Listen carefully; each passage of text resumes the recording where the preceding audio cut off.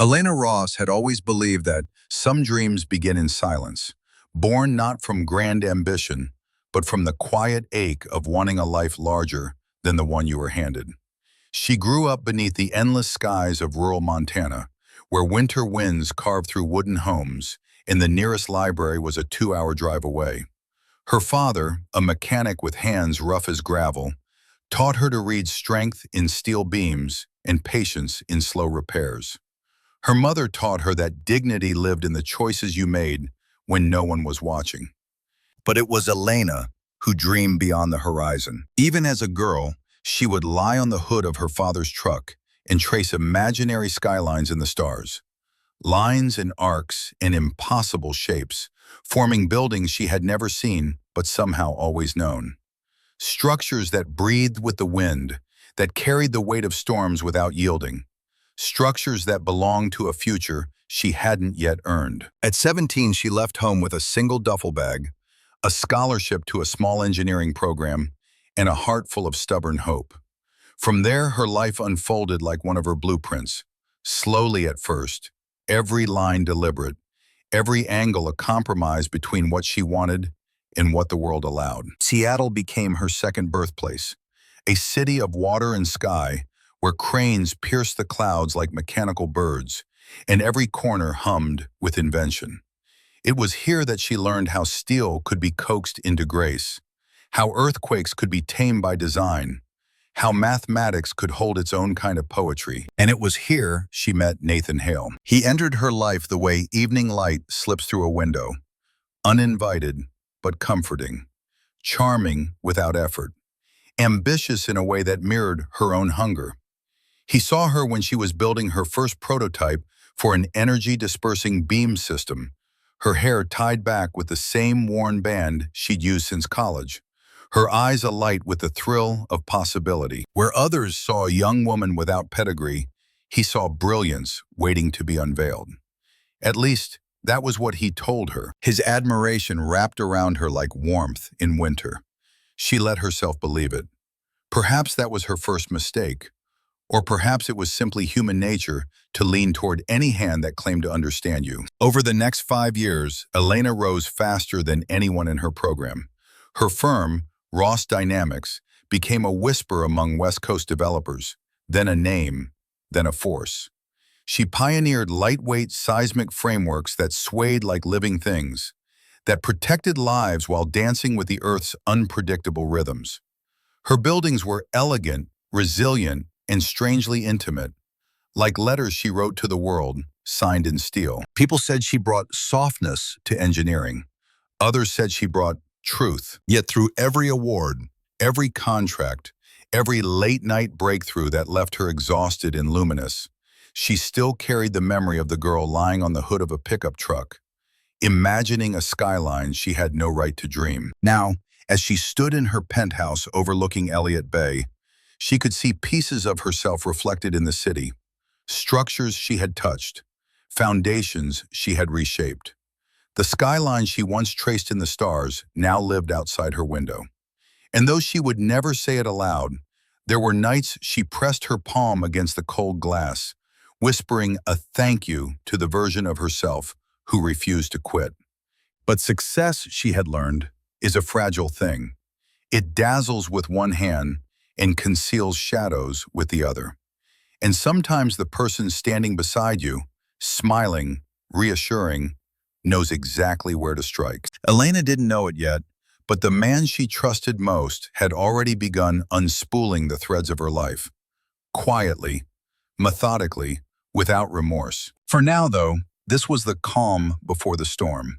The moment the universe inhaled sharply before altering her fate forever. And as her story begins, I'd love to know your thoughts. Which moment of Elena's rise inspired you most? Feel free to share in the comments. Your insights always breathe life into stories like this. If you're drawn to tales of resilience, betrayal, and reinvention, don't forget to like this episode and follow the channel so you won't miss the next chapter of Elena's journey. The skyline awaits. The fall and the rise are only just beginning. Tuesday dawned in hues of pewter and rose. the kind of soft Seattle morning that felt as if the sky had woken, reluctantly, from sleep. A mist hovered over Elliott Bay, blurring the horizon where water met clouds, turning the world into something half-dreamed. In the penthouse, high above the quiet streets, Elena Ross stirred before her alarm, her body attuned to a rhythm shaped by years of discipline and ambition. Nathan was still asleep beside her, one arm draped loosely across his pillow, the faintest crease between his brows, as if he carried worries he never voiced. For a fleeting moment, she watched him in the pale light. There had been a time when this sight calmed her, a reminder that she wasn't building her life alone. She reached out as if to smooth the tension from his forehead, but her hand paused mid-air. Something inside her, subtle and instinctive, urged her back. She withdrew her hand. Downstairs, the espresso machine hissed to life. The penthouse kitchen was elegant but warm, a balance of marble surfaces and oak shelving. A candle burned on the window ledge, a gift from Nathan, its scent of bergamot and cedar weaving through the morning air. Elena wrapped her palms around the warm ceramic mug and exhaled into the steam. Work awaited her.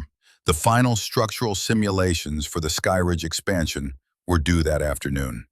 The project was her proudest undertaking, a pair of interconnected towers designed to sway with seismic waves like interconnected reeds, graceful and unbreakable. She loved that design with the kind of affection most people reserve for living beings. She crossed the living room, intending to grab a USB drive from Nathan's home office, where she had last seen it after a late-night brainstorming session. The door stood slightly ajar, and the morning light fell across the polished floorboards in quiet golden strips. Elena stepped inside. Nathan's office was the opposite of hers, ordered, immaculate, a world of straight lines and muted tones. His desk was organized with the precision of a surgeon. Notebooks stacked at perfect angles, pens aligned beside a sleek laptop, a crystal paperweight catching the light in muted rainbows. She spotted the USB drive near the keyboard, but as her hand reached for it, she noticed something else. A folder lay open on the desk, one she didn't recognize, black, leather-bound, with a silver clasp. It wasn't like Nathan to leave anything out of place. He believed order was a sign of intelligence, and appearances a form of truth. Elena hesitated, telling herself she had no reason to pry, and yet, a faint sliver of paper protruded from the folder, the corner marked with her company's logo. Ross Dynamics, her own signature blue. A low pulse of unease fluttered in her chest. Perhaps it was instinct, perhaps intuition, or perhaps it was the first whisper of a truth that had been circling her for months, waiting to be seen. Her fingers brushed the folder open. Inside, arranged with the same unnerving precision as everything Nathan touched, were printed documents, design sheets, licensing agreements, and legal forms. Her eyes skimmed the headings in growing disbelief. Skyridge Expansion, Intellectual Property Transfer Agreement, Signature, Elena Ross, Receiving Party, Hale Strategic Group. Her breath faltered. Her signature, neat, controlled, unmistakable, flowed across the bottom of the page in blue ink. But she had never signed these. Her heartbeat quickened, though her hands remained steady. She flipped the page. More contracts, each one detailing transfers of ownership, assignments of design rights, all given to Nathan's consulting company. A cold pressure settled behind her ribs. She reached the next document and froze. It was a resignation letter. From her, typed cleanly on company letterhead, dated 3 weeks from now. Her supposed reason for leaving? Emotional exhaustion and inability to continue in a leadership capacity. A tremor passed through her. Elena sat slowly in Nathan's chair, the leather cool beneath her. She lifted another sheet. This one cut deeper than all the others combined. Clinical evaluation. Patient, Elena Ross. A fabricated assessment describing erratic behavior, paranoia, impaired judgment. Traits she had never exhibited. Words she had never heard. A diagnosis she never received. Her throat tightened. She read the therapist's name twice. It was unfamiliar. Her marriage, once the place she imagined she belonged, suddenly felt like a stage set built for her blindness. She reread everything, searching for an explanation that wasn't the one rising in her mind like a dark tide. The room seemed to contract around her. The candle from the kitchen still lingered on her skin, but now it smelled foreign, like a memory from someone else's life. For a long time, she sat perfectly still, listening to the soft hum of the city far below. The documents lay scattered in her lap like fallen leaves, each one a quiet devastation. Finally, Elena stood.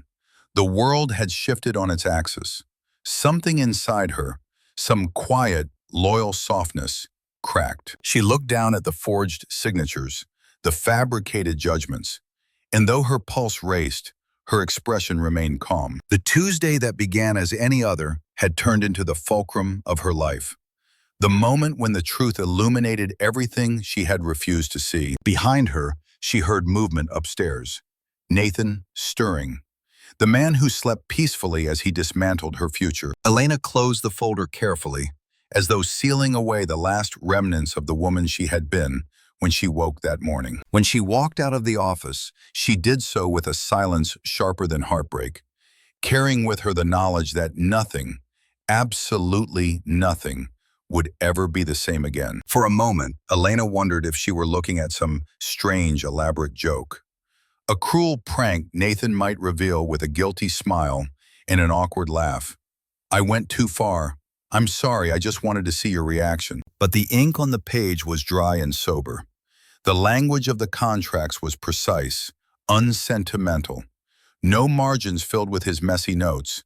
No signs of hesitation, only intention. She drew in a measured breath and turned the first page again, forcing herself to read each line as if it were a technical report and not the quiet execution of her life. Hereinafter, all intellectual property, including but not limited to structural designs, simulations, innovations, and proprietary frameworks created by Ross Dynamics under the Skyridge expansion project, shall be irrevocably transferred to Hale Strategic Group. The words blurred for a second, then snapped back into harsh clarity. Ross Dynamics, her firm, her name, Hale Strategic Group, his company, his name. She traced the signature at the bottom with her eyes.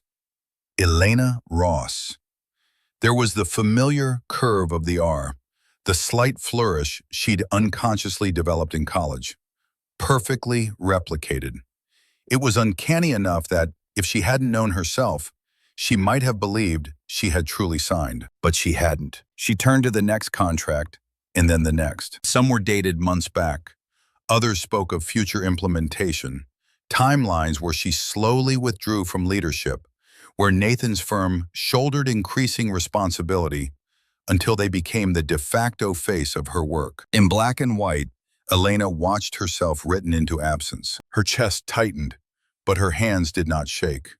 Shock had a strange way of organizing her.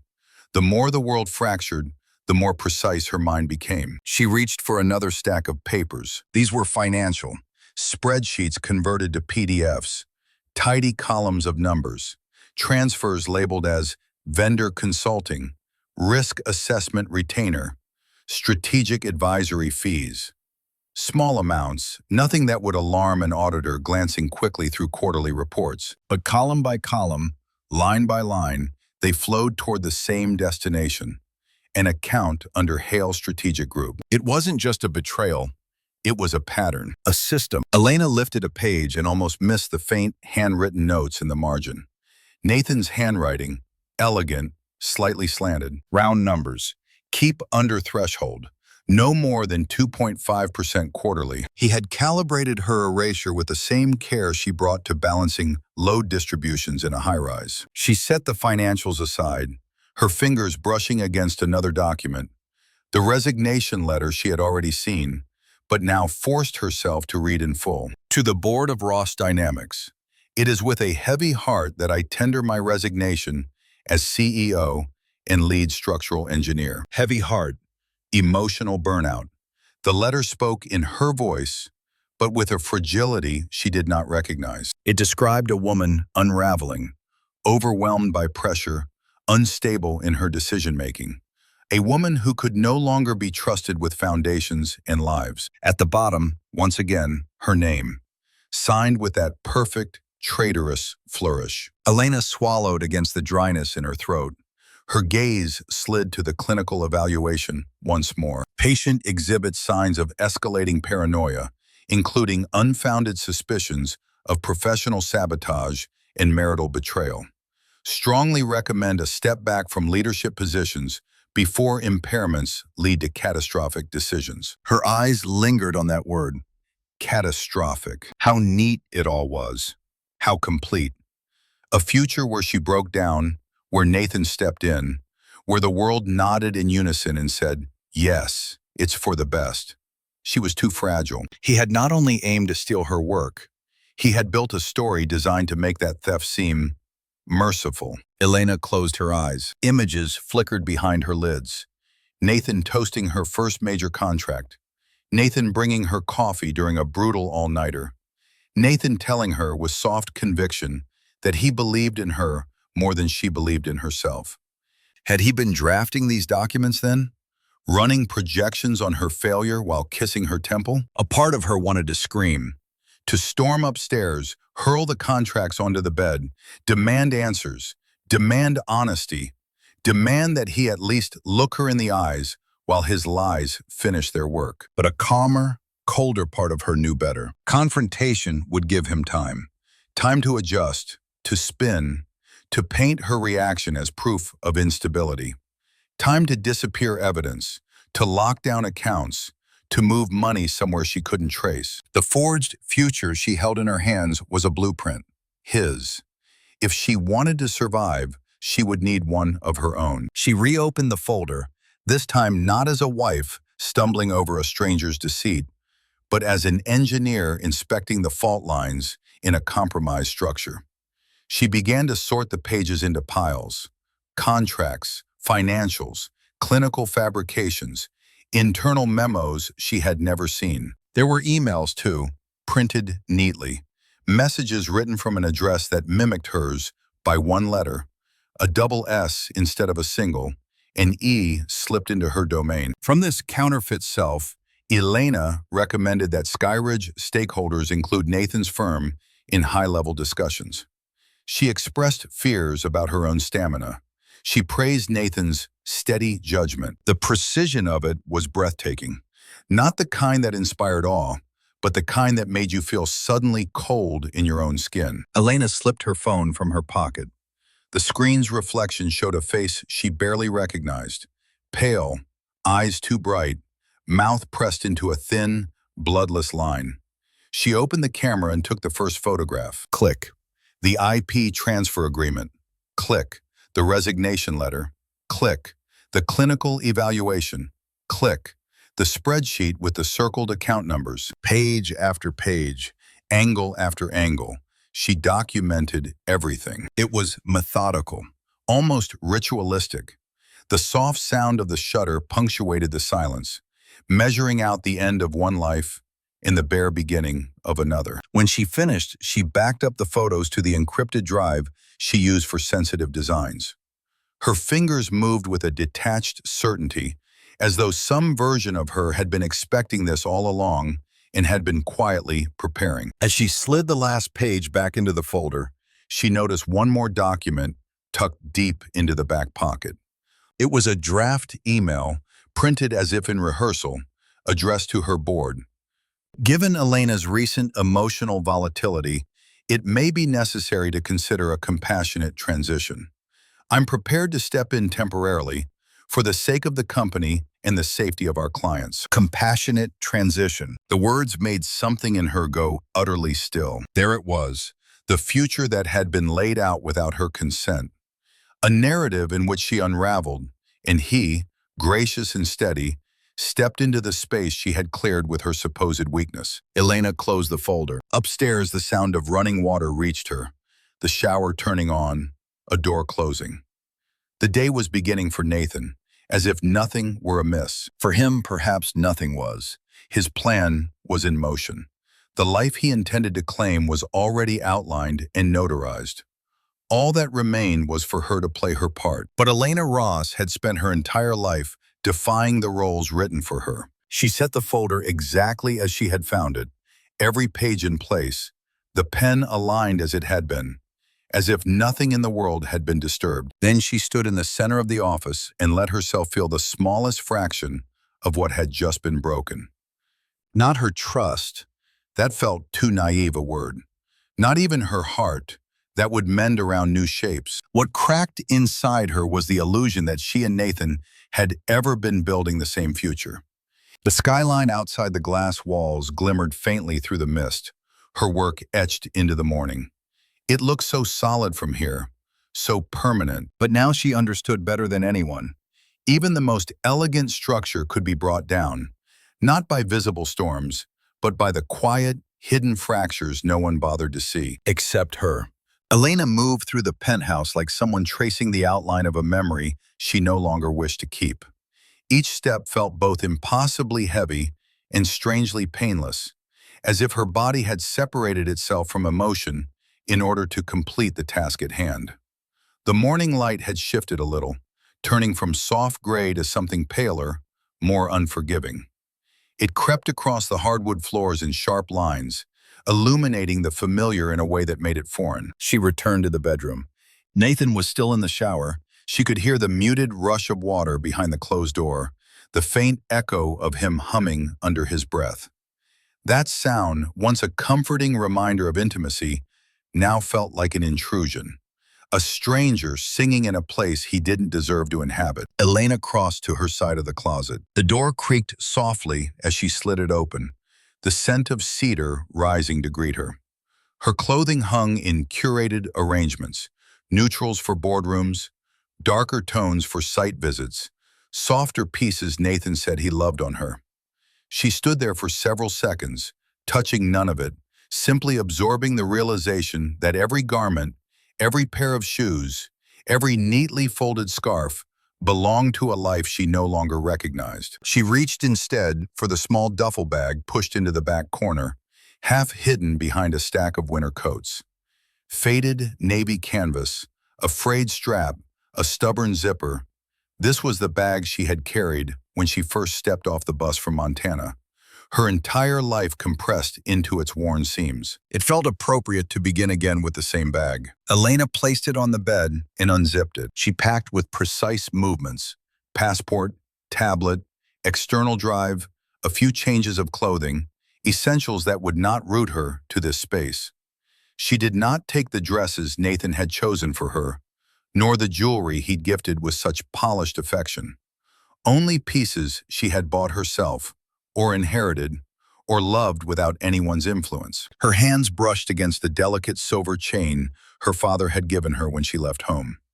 She paused, letting her fingers linger on its cool surface before placing it gently inside the bag.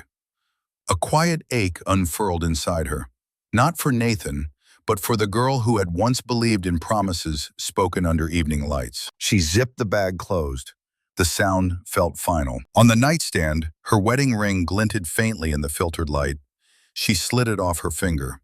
The metal left a pale indentation on her skin, a shallow reminder of the years she had spent believing she was loved. Elena held the ring for a heartbeat. She remembered the night Nathan proposed, how he had knelt on a rooftop restaurant surrounded by flickering candles, how the world had felt suspended in golden warmth. She remembered the thrill in her veins, the certainty that she had found someone who understood the rhythm of her ambitions and wanted to walk beside her. Perhaps he had wanted to walk beside her, or perhaps he had only wanted to walk in her shadow until it was convenient to step into her place. Either way, the illusion had dissolved. She crossed the room, her bare feet soft against the floor, and returned to Nathan's office. The folder lay untouched on the desk, its contents quietly conspiring behind their clipped corners. Elena placed the ring atop the folder, an offering, a closure, a boundary drawn with elegant finality. No note accompanied it. She believed explanations were owed to the living, not to the ghosts of intentions that had never been real. The shower stopped. Her pulse did not quicken. She slung the duffel over her shoulder and walked through the penthouse with the calm of someone navigating a dream she had already awakened from. She stepped into the elevator, pressed the button for the lobby, and watched the doors glide shut. In the descending silence, Elena allowed herself to feel something. Not grief, not fear, but a profound stillness. It spread through her like a lake settling after a stone had broken the surface. She inhaled deeply, grounding herself in this new, fragile clarity. The elevator doors opened to the muted bustle of the morning concierge desk. The staff offered polite smiles. She returned one warm enough to be believable, quiet enough to attract no questions. Her car waited in the underground garage, a modest hybrid she had insisted on, despite Nathan's urging to choose something more fitting for her title. She placed the duffel in the back seat and slid into the driver's seat. The leather was cool, the steering wheel familiar.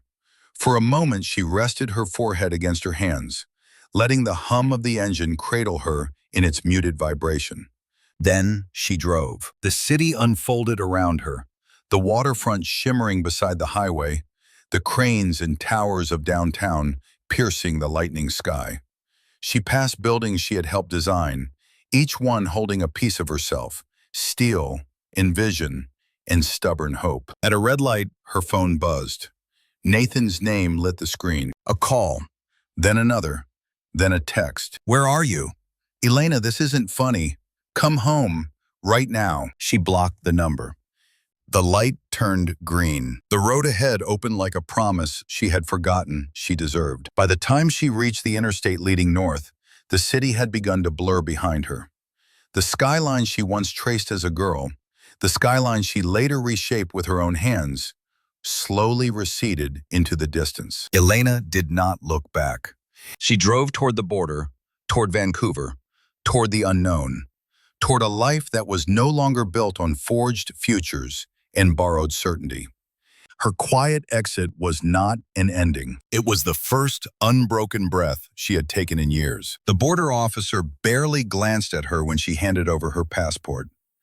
"Business or pleasure?" he asked, his tone courteous but automatic. Elena hesitated for a fraction of a second. "Neither," she replied softly. "Just a change of scenery." He stamped the passport, handed it back, and waved her through. The words felt inadequate for what she was really doing, crossing not just a line on a map, but an invisible threshold between the woman she had been and the one she might still become. Vancouver greeted her with a gentle, slate-colored sky and the faint scent of rain on concrete. The city felt both new and familiar, like a cousin to Seattle, water threaded through its heart, mountains standing watch at its edges, glass towers catching the light in a language she understood instinctively. She drove with no precise destination, following the pull of instinct more than any plan. Eventually, she found herself in a quieter neighborhood not far from the harbor, where apartment buildings leaned companionably against one another and small cafes glowed with warm light. She parked in front of an older brick building, ivy clinging to its walls as though refusing to let time erase it completely. A sign in the window advertised furnished short-term rentals. It felt like enough of an answer. Inside, the manager was a woman in her 50s, with kind eyes and a tired smile. She barely raised an eyebrow when Elena requested a studio for an indefinite stay and paid in full with a card that traced back to an account Nathan knew nothing about. "What name should I put it under?" the woman asked, tapping at her screen. Elena opened her mouth to say Ross, then paused. "Harper," she said instead, the surname of her mother's side. Elena Harper. The name settled around her shoulders like a borrowed coat, strange at first, then unexpectedly comforting. The studio was small, but clean and quiet. A single window overlooked a narrow street lined with maples, their leaves just beginning to turn at the edges. There was a compact kitchenette, a modest desk, a bed with plain white linens. It was nothing like the penthouse she had left behind. She loved it instantly. Elena set her duffel on the bed and stood in the center of the room, listening to the hush of it. No distant hum of an elevator, no echo of footsteps in a long marble hallway, No second toothbrush beside the sink, only her. For the first time that day, her knees threatened to give way. She sat on the edge of the bed and let her hands fall into her lap, fingers still bearing the faint imprint of the ring she'd left on Nathan's folder. The image flickered through her mind, the circle of platinum resting on top of the forged future he had written for her. A strange calm unfurled in her chest. He had scripted her disappearance. Instead, she had written her escape. After a while, she rose and reached for her phone. There was one person she needed to speak to before anyone else. One voice that might still be a bridge to the life she wasn't willing to surrender completely. She scrolled past Nathan's blocked number, past unanswered messages from people who thought this was just another ordinary Tuesday, until she found the contact she was searching for. Liam Carter, her lead engineer, the first person she had hired, the only one who had ever challenged her designs with the same fierce devotion she applied to creating them. Her thumb hovered for an instant, then pressed call. The line rang twice. "Elena," he answered, breathless, as if he'd been moving. "Hey, I was just about to ping you about the Skyridge lateral." "I left," she said. The words came out quiet, but unmistakable. On the other end of the line, silence surged in like a tide. "You left?" he repeated. "Left what? The office? The meeting?" "Seattle," she replied. "Nathan. Everything." A soft exhale, more feeling than sound. "Tell me where you are." "In Vancouver. I'm safe," she added quickly, hearing the edge of panic he tried to disguise. "But I found something in Nathan's office. Documents. Contracts transferring Skyridge to his company. A resignation letter from me I never wrote. A fake clinical evaluation." She heard him sit down, the faint creak of a chair. "Elena," he said slowly, "are you sure?" "I have photos of everything," she answered. "This isn't an argument or a misunderstanding. It's a plan, one he started a long time ago." There was a silence filled with unspoken regrets. When he finally spoke, his voice carried a heaviness she hadn't heard before. "He asked me," Liam said quietly, "a few months ago. Took me out for drinks, said he wanted to understand the pressure points in the company, how decision-making worked, who controlled what permissions. He made it sound like he was trying to help you, take a load off you. I thought, you thought he was doing what I should have let someone do a long time ago," she finished for him, her tone gentle. "I told him things," Liam admitted. "Not passwords, nothing like that, but structure, access levels, where the vulnerabilities were in our internal systems. If he used any of that, he used everything," she said, but there was no accusation in her voice. "That's what he does.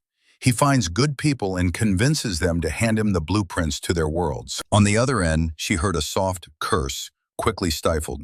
Then, more firmly, "Tell me what you need." Elena looked around the small studio, the beige walls, the narrow desk, the window that framed a scrap of gray sky. "I need to map everything," she said. "Every contract he forged, every transfer he initiated, every false report he seeded. I need to know the extent of the damage before I can even think about repairing it." "I can access the servers remotely," Liam replied, his voice regaining its usual steadiness. "Pull logs, duplicate files, trace unusual logins. But if Nathan already made moves with the board, with clients—" "He has," she said, "and he will, but we still have time. He thinks I don't know." A pause, then softly, "You left without confronting him." "Yes." "Good," Liam murmured. "He doesn't deserve your explanations." His words touched something raw in her, something that stung and soothed at the same time. "I'm sending you a secure link," he continued. "Encrypted folder. Drop all your photos there. I'll start building an evidence tree. Timeline, cross-references, everything. We'll treat this like a structural failure analysis, all right? We'll find the weak points." A faint, unexpected smile tugged at her lips. "You're turning my marriage into a case study." "Your marriage was the facade," he said gently. "The structure underneath was always you, Elena. He only thought he'd found a way to rebrand it." When they hung up, The room felt less empty. Elena set her phone on the desk and unpacked her laptop. The familiar boot-up chime felt like an old friend. She connected to the building's Wi-Fi, routed it through a VPN, and opened the secure folder Liam had sent. One by one, she uploaded the photographs. Each file name populated the screen with clinical detachment. IMG0213, IMG0214, IMG0215. Cold labels for pieces of a shattered life. As the progress bar inched forward, she glanced at the window. Outside, Vancouver moved at its own gentle pace. A cyclist coasted down the street. A woman walking a golden retriever paused to adjust her scarf. A coffee shop across the way flicked its lights on, the warmth spilling onto the sidewalk. The world, she realized, had not ended because her marriage had. Her future had not disappeared with her ring. In this small, borrowed room, with the hum of a foreign city outside, and the glow of her laptop reflecting faintly in the glass, Elena felt the first fragile threads of resolve stitching themselves together. She had taken refuge in Vancouver, but she had not come here to hide. She had come here to begin the painstaking, methodical work of reclaiming what was hers, and to design, for the first time, a life in which no one else held the blueprints. Night folded itself gently around Vancouver, drawing a dark velvet curtain over the city. Streetlights bloomed like distant constellations, their reflections trembling softly in the rain-dampened streets. In her small studio, Elena sat cross-legged on the bed, the glow of her laptop screen illuminating the delicate planes of her face. The overhead light was off. She preferred the dimness. Somehow it made the world feel less intrusive, as if the walls themselves were offering her privacy while she dissected the ruin of her old life. On the screen, windows overlapped like layers of translucent truth. Public records, archived company registries, court filings, articles buried on the third and fourth pages of search results, places where no one bothered to look unless they were desperate or determined. Elena was both.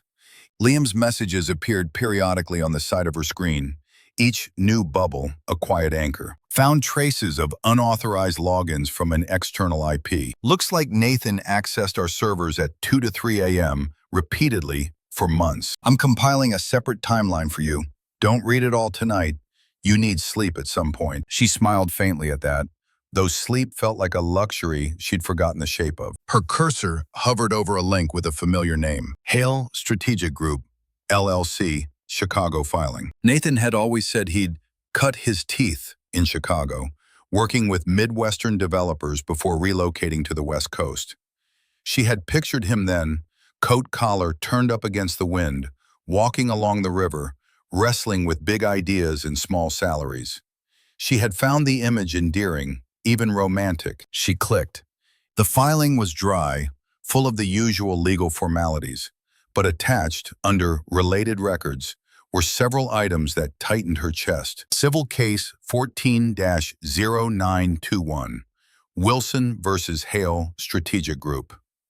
Civil Case 14-0937, Randall Innovations versus Hale Strategic Group. Her finger trembled just once before she steadied it and opened the first one. The details were sparse, settled out of court, no admission of wrongdoing. But certain words glared at her from the screen. Misrepresentation, breach of fiduciary duty, diversion of intellectual property. The second case read like an echo. Different names, same pattern. Her eyes traced the date of final settlement. Barely a year before he had shown up in Seattle with that easy smile and a narrative of reinvention. He had told her he moved for love of the city. For her, perhaps he had simply moved for a new hunting ground. Elena leaned back against the headboard and closed her eyes. She could feel the slow, steady thud of her heart, as if it were struggling to synchronize with a reality that refused to be gentle. She thought of small things now, details that had once seemed charming. The way Nathan had framed his past as complicated, but never quite explained. The slight irritation when she pressed for specifics. The half-joking way he'd say, "You're the future, I'm just trying to keep up. She had mistaken deflection for humility. Her laptop chimed softly. Liam again. I dug into Hale Strategic's old client list, found references to someone named Camille Hart, Chicago, tech startup, 4 years ago. Thought you might want to see this. He attached a link. The article was old, the website dated, but the headline was clear enough. Promising tech CEO abruptly steps down, citing personal strain. A photograph accompanied the text. A woman in her early 30s, sharp-eyed, standing in front of a banner with her company's logo. Her smile was tight, brittle, as if it had to pass through too much resistance before reaching the surface. Elena read the article slowly. Camille Hart, founder of a data analytics startup, engaged to a strategic consultant who had joined the company as an advisor. A few months later, she stepped down. The company was quietly sold. No interviews, no detailed explanation, only a brief statement about needing time away for mental health. Nathan had mentioned an engagement once.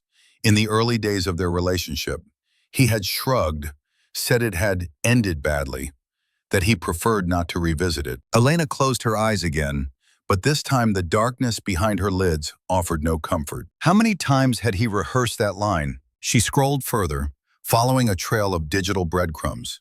An old business magazine profile mentioned Hale Strategic Group facing public scrutiny due to a series of disputes, but noted that sources close to the company insisted it was all a matter of misunderstandings and overreactions. She could almost hear his voice in those words. He had always been so adept at framing chaos as someone else's failure to understand him. Her phone vibrated on the blanket beside her. She glanced at the caller ID and felt a pang of guilt. Her mother, the simplest love, and the one she had avoided for days. Elena let the call ring out. She couldn't bring herself to bridge that distance yet, to speak the words aloud. I married a man who built a life on taking what wasn't his. The moment she said it, it would become more real than any document could make it. Later, she told herself, she would call later. For now, she turned back to the screen. The shape of Nathan's life was emerging, line by line. A contractor job he had once boasted about, she found it in a forum thread for former employees. The consensus wasn't flattering. Brilliant at selling ideas, slippery with credit, wrote one anonymous poster. Another was less charitable. If he works with you, get everything in writing and never let him near your IP. She thought of how carefully she had documented her structures over the years, how meticulous she had always been about safety factors, load calculations, stress simulations. She had never once thought to engineer protections for her own heart. Another search result yielded a photograph taken at a charity gala in Chicago. Nathan stood beside a blonde woman Elena didn't recognize, his hand resting lightly on the small of her back. His expression was the same one he wore in all his public moments. Open, attentive, charming. It struck her then, with a small, bitter clarity, that she had never seen him look surprised in a single, candid photo. It was as if he only existed in rehearsed expressions. A small notification ticked in the corner of her screen. Liam had uploaded a preliminary document, Nathan Activity Log Draft. She opened it. It was a clean, chronological list of server accesses, login times, financial transfers, and email drafts originating from Nathan's devices. Seeing it laid out like that was like examining the fracture map of a collapsed building. The pattern of damage told its own story. He had begun probing Ross Dynamics systems only months after they were married. He had started forwarding copies of her designs to his personal accounts shortly after she signed the Skyridge preliminary contract. The timing wasn't coincidence. It was choreography. Her love had never delayed his intentions. It had simply made his work easier. Elena let out a breath that trembled on its way out. For the first time, anger rose in her, not as a flicker, but as a steady flame. Not an anger that wished to destroy. The engineer in her had no taste for demolition, but an anger that demanded truth, that insisted on consequences, that refused to accept erasure. It would have been easier, she realized, to believe that Nathan had simply changed, that greed or insecurity had warped someone who had once been genuine. But the evidence suggested something colder, that he had always been this way. What had changed was not him, it was her willingness to see. She pushed the laptop aside and drew her knees up to her chest, wrapping her arms around them. The studio felt simultaneously too small and exactly right for the moment. No distractions, no illusions crafted by expensive interiors and curated views. Just four walls, the soft hum of the city beyond, and the steady beat of her own heart. The true Nathan Hale was not the man who had held her hand in hospital waiting rooms when her father's health had faltered, or who had danced with her barefoot in their kitchen after the Skyridge deal was announced. Those moments had existed, yes, but they had been woven into a larger tapestry she had refused to examine too closely. He was a man who moved from life to life, from woman to woman, drawing blueprints of their dreams, only so he could slowly erase their names from the bottom. He was, in the purest sense, a thief. And she, Elena Ross, who had built towers designed to survive the Earth's fury, had allowed her own foundation to rest on someone else's lies. She tilted her head back against the wall and opened her eyes to the ceiling. Her thoughts steadied, aligning themselves like beams locking into place. Now she had a pattern. Now she knew his history.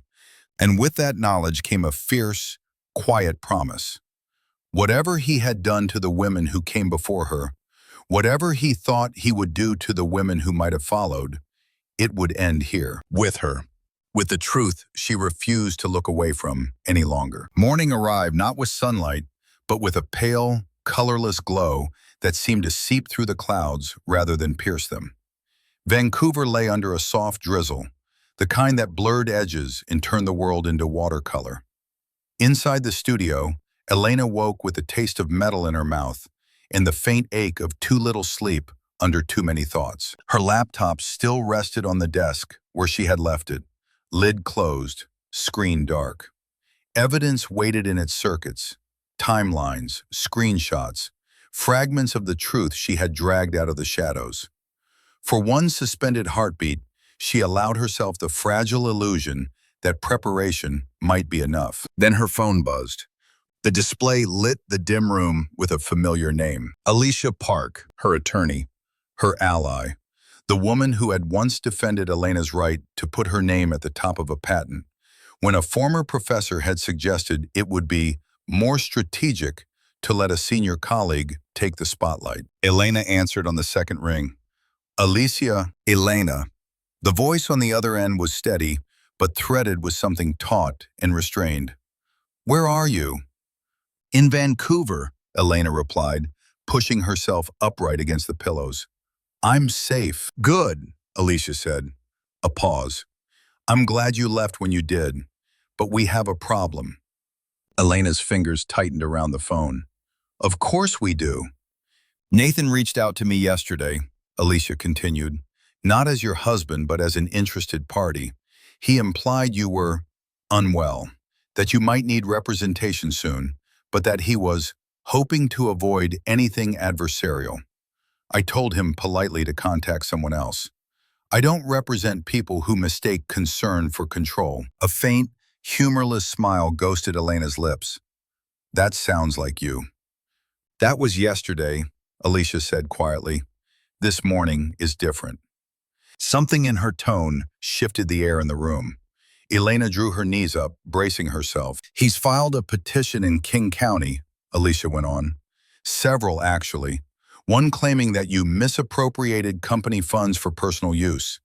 Another alleging that you forged his signature on certain financial documents.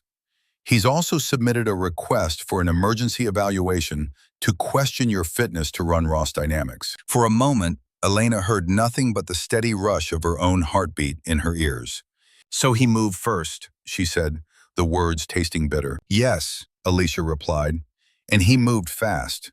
He attached a copy of the clinical evaluation you mentioned last night. And I've just been notified that the licensing board has received an anonymous complaint questioning your professional judgment and mental stability. Anonymous, Elena repeated softly. How convenient. The rain tapped gently at the window pane. The sound suddenly felt too delicate for the violence of what was unfolding. "What does this mean?" she asked. "It means," Alicia said, and for the first time, Elena heard genuine anger crack the lawyer's composure, "that our path just became steeper. He's trying to invert the narrative before we can establish the facts. If we let this sit, his story gains traction. If we move too aggressively without enough documentation, you look reactionary and unstable. It's a calculated trap." Elena exhaled slowly, forcing her lungs to obey. "Is the board—" "They've scheduled an emergency session," Alicia replied, "without you. Officially, they're just reviewing recent concerns. Unofficially, they're deciding whether to request that you step aside as CEO pending an inquiry." She'd known this could happen. She'd mapped out the risks in her mind like load paths in a structure under stress. But knowing something in theory is different from feeling it press into your ribcage. "This was always part of his plan," Elena murmured. "The resignation letter, the fake evaluation. It was never just about stealing Skyridge. He wanted to make sure that if I ever resisted, I'd look like the one tearing things apart." "Exactly," Alicia said. "Elena, we can fight this, but we need to be precise. No missteps. I need everything you have, the photographs, the timestamps, the access logs Liam is compiling. All of it. We're not just defending your company, we're defending your name, your license, your future work." "My license," Elena repeated softly. The weight of those two words settled over her like wet concrete. Her license wasn't a piece of paper. It was the life she had built from that duffel bag and a stubborn dream. It was the permission she had earned to touch the bones of a city, to shape spaces that held other people's lives. The idea that Nathan would go after that he'd dare to question her competence, her care, the integrity she wove into every beam and joint, cut deeper than the forged contracts. "How soon?" she asked. "The board meets in 2 days," Alicia answered. "They're expecting you to be blindsided, isolated, scrambling. I'd like to ruin their expectations." Despite everything, a small, strained laugh escaped from Elena. "Good. They deserve that." "I'll fly up to Vancouver tonight," Alicia said. "We'll work from there. Safer than Seattle for now, considering what Nathan is capable of. Send Liam my contact info. I want him looped in. His logs could be critical." "Thank you," Elena said quietly, "for believing me." There was a pause, and then Alicia replied almost gently, "I don't believe in people. I believe in what they do. And right now you're the only one in this situation acting like someone who has nothing to hide." When the call ended, Elena didn't move for a long time. The studio seemed to narrow around her, the air growing dense with invisible pressure. The hum of the refrigerator, the patter of rain, the distant murmur of traffic, all blended into a dull, distant roar. Nathan hadn't just tried to steal her work. He was trying to reframe her entire existence as a kind of disorder. He was turning her competence into pathology, her caution into paranoia, her resistance into instability. It was a masterstroke of cruelty. If he succeeded, every word she spoke in her own defense would be heard as further proof of her imbalance. Her phone buzzed again. This time it was a message from Liam. "Just got notification. Internal Audit Committee is convening. You weren't copied. That's not an accident. Whatever Nathan filed is already making waves." Elena closed her eyes, absorbing the sting of it. She had built Ross Dynamics as a place where good work spoke louder than politics. She had believed that clean calculations and solid designs would insulate her from the pettiness she'd seen in other firms. But politics had never been about spreadsheets. It had always been about who controlled the story. Her story was being weaponized against her. She rose from the bed and walked to the window, pressing her palm lightly against the cool glass. The city beyond seemed unbothered by her unraveling. People hurried down the sidewalks under umbrellas, unaware that, in a small apartment above them, someone's life was being quietly rearranged in legal language she had not written. For a moment, Elena let herself feel it all. The sting of betrayal, The humiliation of being doubted, the fear of losing not just a job or a title, but the chance to keep doing the work that felt like breathing. For a moment, it was overwhelming. Her reflection blurred in the glass, eyes shining with unshed tears. She watched herself the way she watched structures under simulation, measuring where the stress concentrated, where failure might begin. Then she did what she had done every time a model buckled under load. She adjusted. Wiping her eyes with the back of her hand, she turned away from the window and returned to the desk.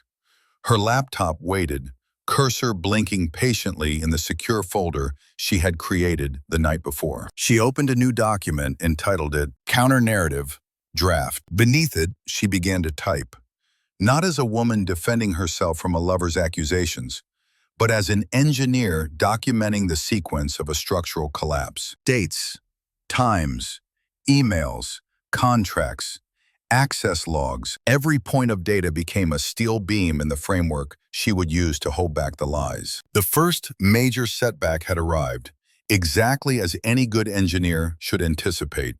Sudden but not unimaginable, devastating but not beyond analysis. Nathan had struck first. Fine, she would answer. Not with panic, not with wild denial, but with something he could never counterfeit. The unadorned, relentless architecture of truth. By the time evenings settled over Vancouver again, the small studio had transformed into something between a war room and a sanctuary. On the round table by the window, Alicia had spread out printed contracts, annotated in careful strokes of blue ink. Highlighters lay uncapped beside them, their fluorescent lines marking the fault lines of Nathan's deception.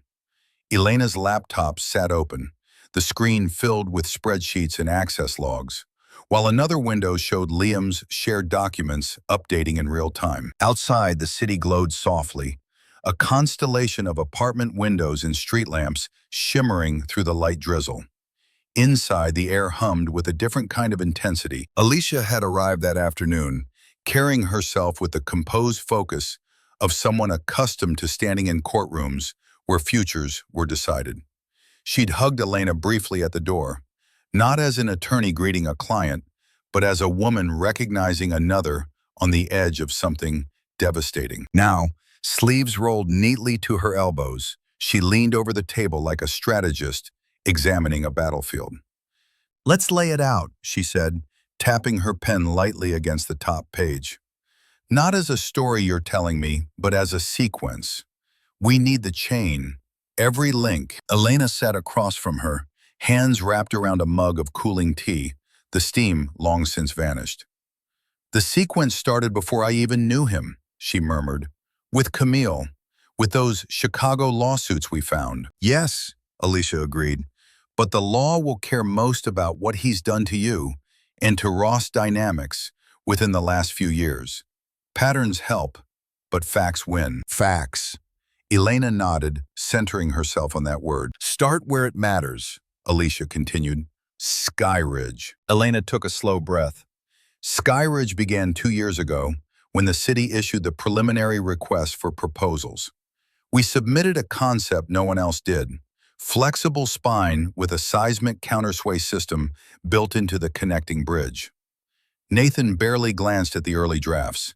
He said high-rises made him dizzy. "You have time-stamped files from those drafts?" Alicia asked. "Yes," Elena replied. "Every revision. On our internal servers. And I keep offline backups of my core concept models." "Good," a small nod. "So there's no reality in which he can credibly claim to be the original designer." "That's crucial." She flipped to another page. Now, the infiltration. That word stung. Not because it wasn't accurate, but because it implied an enemy crossing a known boundary. She had never thought to build walls against her husband. "About a year ago," Elena said slowly, "Nathan offered to help with some of the Skyridge stakeholder calls. He said my time was too valuable to spend on early-stage politics. At first it seemed thoughtful. I gave him access to some summary decks, not core calculations, just high-level views. And then?" Alicia prompted. "Then," Elena continued, "I started noticing odd gaps. Stakeholders mentioning conversations I hadn't had. referring to Nathan as if he were an internal partner, not an external consultant. I brushed it off as miscommunication. I didn't want to be paranoid. The word sat between them, a brittle shard. Alicia's gaze softened for a heartbeat. That hesitation? Remember it, she said quietly. He's counting on it to keep you quiet even now. She turned her attention to one of Liam's logs. These access entries, unauthorized logins to your servers, middle of the night, from an IP address tied to Nathan's home office. They show he wasn't just passively benefiting, he was actively infiltrating your systems. And we have the VPN traces to prove it. Liam's voice chimed in from Elena's laptop, tinny through the speakers. He was still in Seattle, face framed in a small video window. Dark circles carved soft shadows beneath his eyes, but his gaze was clear. I cross-referenced the timestamps with the drafts you were working on, Elena. He wasn't just downloading your files, he was watching them evolve. The thought of it made her skin prickle. Her ideas, half-formed and raw, viewed by someone not to support her, but to calculate how best to claim them. Here's how I see it, Alicia said, drawing a clean line down the middle of a notepad. On one side, she wrote, his narrative. On the other, your reality. His narrative, she began, her pen listing each point. Elena is unstable. She's paranoid. She's misusing funds. She forged his signature. She's stepping down for her own good. She turned the page toward Elena, then began populating the other column. Your reality. He forged your signature on contracts. He redirected funds under false vendor labels. He impersonated you in emails. He created a fraudulent clinical evaluation. He drafted a resignation letter without your knowledge and timed it with an anonymous complaint to your licensing board. Liam let out a low whistle. When you put it like that, that's exactly how we're going to put it, Alicia replied. This isn't a messy marital disagreement. This is calculated professional sabotage with a paper trail. The only way his story survives is if yours never gets told clearly. Elena swallowed, her throat tight. But the board already scheduled a meeting without me. The audit committee is convening. Nathan moved first. Alicia met her gaze steadily. He moved first. That's not the same as moving best, she leaned forward. The board cares about risk, liability, public image. If they believe you are a liability, they will push you aside, however gently they phrase it, because it protects them. Our job is to show them that the true liability isn't the woman who built the company, but the man who tried to steal it. Silence settled for a moment, filled only by the patter of rain. What does that look like? Elena asked quietly. In practice? It looks like this, Alicia replied. By tomorrow we send a formal notice to the board. You have uncovered serious irregularities suggesting internal fraud involving Nathan Hale. Attached will be a preliminary packet of evidence, select, strong, irrefutable. Not everything yet, just enough to shift their frame. We demand that any discussion of your fitness be postponed until these allegations are investigated. And if they don't postpone, Liam asked. Alicia's expression sharpened. Then we remind them that knowingly ignoring potential fraud tied to a major project like Skyridge exposes them to criminal liability and reputational disaster. Boards respond very well to those words. It was ruthless, necessary. Elena felt a strange respect for the clean, ethical steel in Alicia's approach. This was its own kind of architecture, structure built from arguments and regulations instead of steel and glass. What about the licensing board? Elena asked. If they suspend my license, they won't, Alicia said firmly. Not if we preempt. We'll submit a formal rebuttal to the anonymous complaint, supported by your spotless record, testimonials from past clients, and an affidavit from Liam regarding your decision-making consistency over the years. The alleged clinical evaluation will be flagged as fraudulent and will request verification from the named practitioner, who, I'm willing to bet, has never met you. Elena let herself breathe a little deeper. Still, she said, I can't ignore the part of me that wonders if I should have seen any of this sooner. If my need to believe in him made his work easier. There it was, the quiet, stubborn shame. Liam shook his head on the laptop screen. Elena, you're not the one who should be ashamed here. Alicia's tones softened. Listen to me, she said. What he exploited in you wasn't weakness. It was trust. Trust is what allows people to build anything together. Companies, families, futures. Without it, the world becomes unlivable. He weaponized that. That's on him, not you.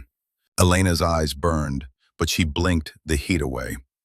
He'll say I'm doing all this out of vengeance, she said, that I'm lashing out because the marriage is ending. Then we make sure your actions say something different, Alicia replied. You're not trying to ruin him.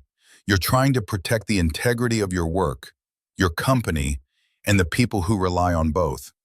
You're acting out of responsibility, not revenge. Responsibility. The word fit her better. Outside, a car passed through the street, its red taillights streaking across the window like a brief, luminous scar. Elena straightened in her chair.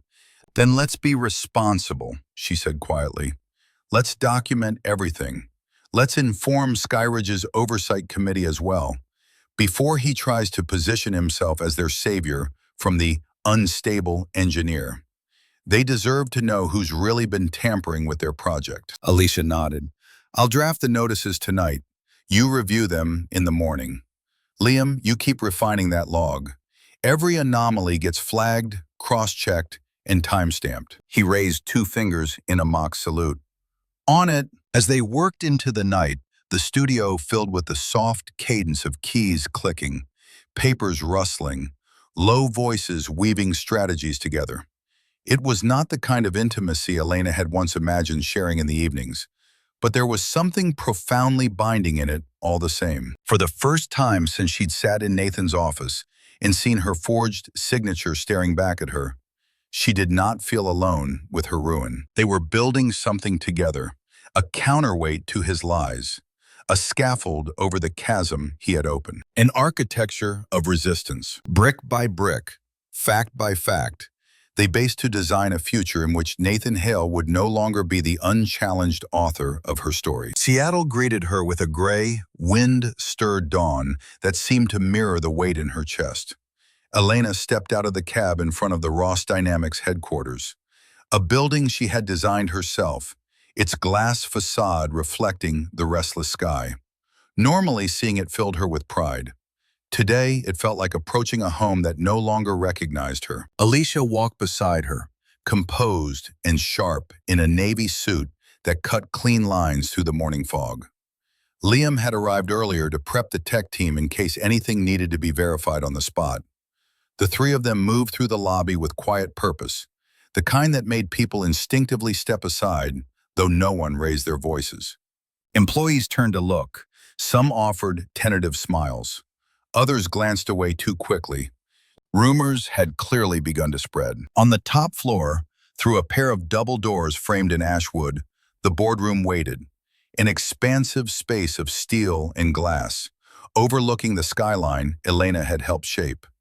It should have felt like her territory. Instead, it felt like a stage. Nathan was already inside. He stood near the head of the table, hands resting lightly on the back of a leather chair, posture relaxed, expression measured with that familiar blend of concern and control.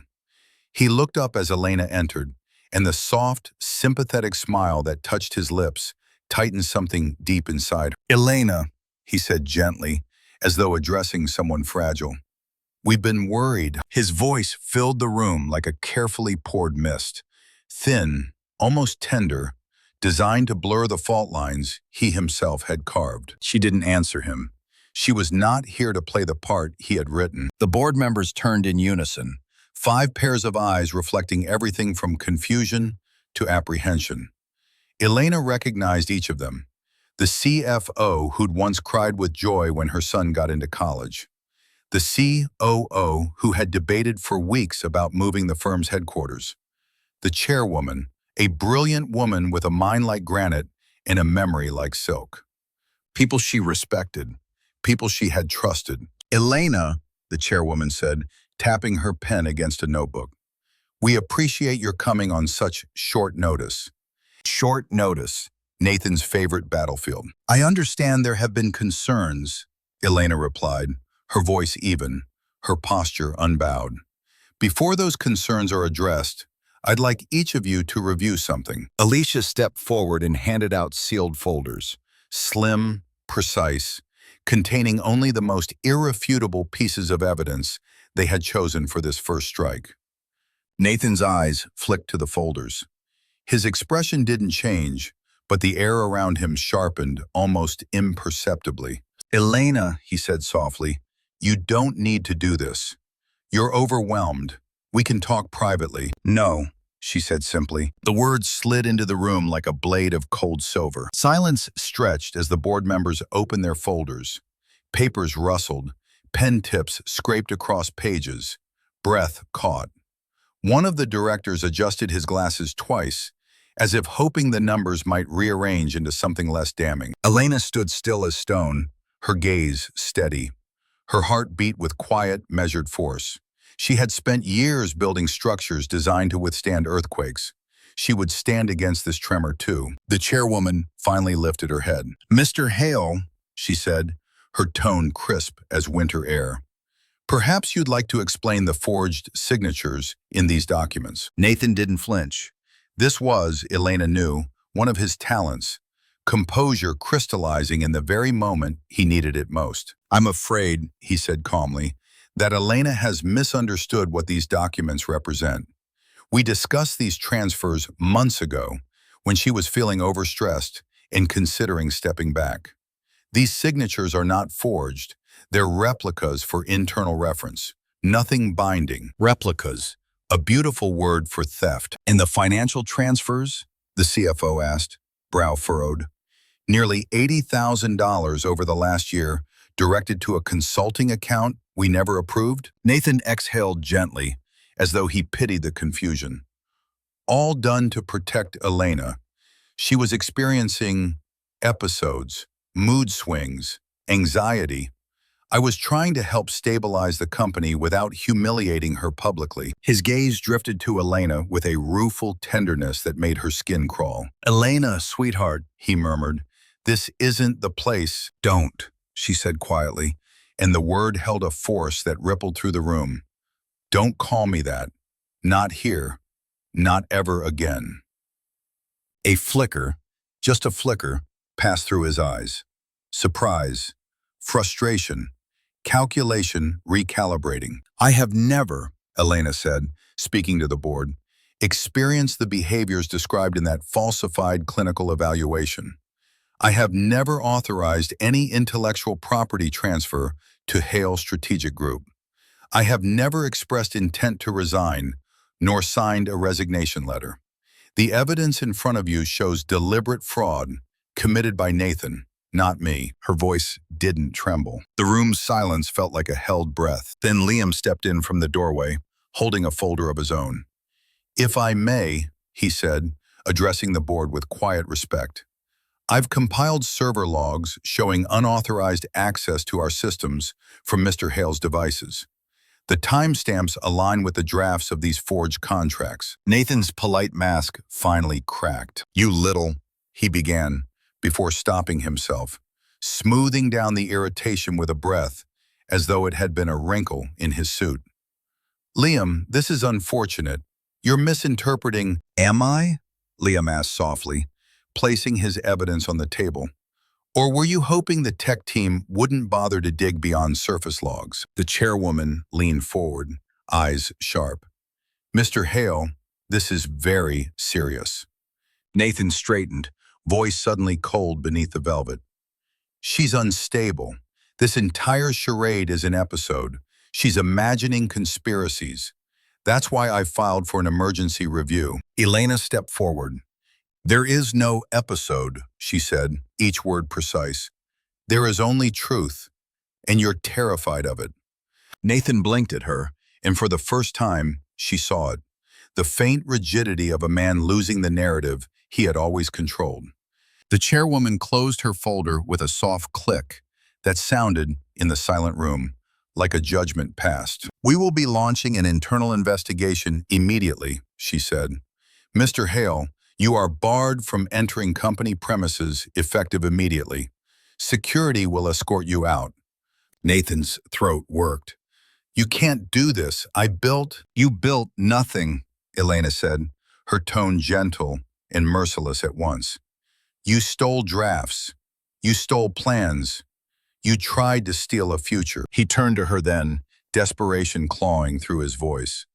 "Elena, please, you don't understand." But she did, more deeply than he would ever fathom. So she met his gaze with quiet finality and said, "I understand exactly who you are." Security entered. Nathan recoiled as they approached, outrage overtaking charm. He sputtered half-formed threats, accusations, pleas. The board watched, their expressions a mix of embarrassment and realization. When the doors closed behind him, a heavy silence settled. The chairwoman turned to Elena. "We owe you an apology." "No," Elena said softly. "You owe the company clarity, and I will provide it." Her hands were steady. Her voice was steady. And for the first time in weeks, her foundation felt strong again. Not because the storm had passed, but because she had chosen to stand through it. In that boardroom, beneath the skyline she had once dreamed into existence, Elena reclaimed something Nathan had nearly taken. Her credibility, her leadership, her story. The ambush had been meant to destroy her. Instead, it marked the beginning of her rise. The first headline appeared 2 days later. Elena was back in Vancouver, the studio slowly becoming familiar in the way a borrowed coat learns the shape of its wearer. Morning light filtered through the thin curtains, casting a muted glow over the small table where her laptop waited. She made tea, more out of habit than desire, and opened her email. At the top of her inbox, flagged by Alicia, was a single link. No subject line, no preamble, just, "You should see this before everyone else does. A." Elena clicked. The article loaded with a slow, inevitable grace, like a curtain being drawn back. "Power couple implodes. Engineer CEO accused of corporate sabotage amid marital breakdown." Her name was there, in bold. So was Nathan's. A photograph accompanied the piece, taken at some awards dinner months ago. She was in a dark dress, head tilted back slightly, laughing at something out of frame. Nathan watched her with that attentive gaze he had perfected, his hand resting lightly at the small of her back. To anyone else it looked like adoration. To her now, it looked like calculation. She forced herself to read. The reporter had woven together fragments of leaked information. The emergency board meeting, whispers of concerns about leadership, a vague reference to internal tensions between CEO and key advisor. The slant was subtle but clear. This wasn't just a story about corporate governance. It was a spectacle. Sources close to the matter suggest that emotions may be clouding judgment on all sides, the article mused. Some employees have privately expressed concern that Ross's recent behavior has been erratic. Elena could almost hear Nathan's voice in those lines, the fingerprints of his narrative smudged across the text. She sat back, pressing her fingers lightly to her temples. The room seemed to tilt for a moment, the air growing thick. Another notification pinged. Her name was already trending, not because of the Skyridge design, not because of the innovation she had poured herself into for years, but because people loved a story where love turned to ruin, where success cracked along invisible seams. She clicked through out of a grim, detached curiosity. Her photo appeared again and again, cropped, filtered, dissected. Comment threads sprawled beneath. She probably snapped from the pressure. Typical genius complex, thinks everyone's out to get her. Or maybe he was the one holding everything together, and she couldn't handle it. Some comments defended her. Others were cruel in ways only strangers with nothing at stake could be. A small, familiar ache threaded through her chest, not because she believed their words, but because she understood their power. People didn't need facts to form opinions. They only needed a narrative, and Nathan had given them one that fit years of lazy tropes. the unbalanced woman, the patient man, the tragic, inevitable collapse. Her phone buzzed again. This time it was a text from Liam. They're leaking to the press, trying to make you look volatile. I'm sorry you're seeing it this way. She replied with a single line. We knew this was coming. A few minutes later, Alicia called. Elena, she said without preamble, don't read the comments. I already did, Elena answered quietly. It's like walking through a room where people are talking about a stranger who looks like you. A brief, sympathetic exhale. I'm sorry, the article is sloppy. They have more speculation than substance, but that won't matter in the first wave. Is it going to hurt us? Elena asked. Yes, Alicia said frankly. In the short term, perception shapes pressure. Sponsors, partners, clients, some will hesitate. Some will distance themselves, if only to avoid being associated with chaos. The problem is that your silence gives them room to assume his version is true. And if I speak, Elena asked, if I give my side, then you risk being painted as vindictive, Alicia replied gently. The scorned wife, the unstable genius. You've seen this pattern play out in 100 other stories. I know you have. A woman defends herself, and somehow that becomes proof she's overreacting. Elena leaned her head back against the wall, staring up at the small cracks in the ceiling paint. So I'm damned if I speak and damned if I don't. For a while, Alicia agreed, but not forever. There's a narrow path where you speak only in facts. No dramatics, no adjectives. Let him have emotion, anger, pity, whatever he wants to play. You stay rooted in evidence and responsibility. Eventually, the right people will notice the difference.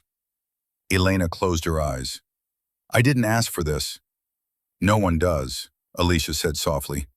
But you're here, and like it or not, people are looking at you now. You can let them watch you be destroyed, or you can let them watch you rebuild. After they hung up, the studio seemed to exhale. Elena stood and crossed to the small window. The rain had eased to a mist, softening the outlines of the street below. In the cafe opposite, people sat with laptops and paper cups, their lives untouched by her unraveling. For a fleeting, treacherous moment, she imagined capitulation. She could let it happen. Let Nathan's version take root. Sign some quiet settlement. Step away from Ross Dynamics, Skyridge, the scrutiny. Disappear into some quieter profession where no one asked her to defend the integrity of beams and names.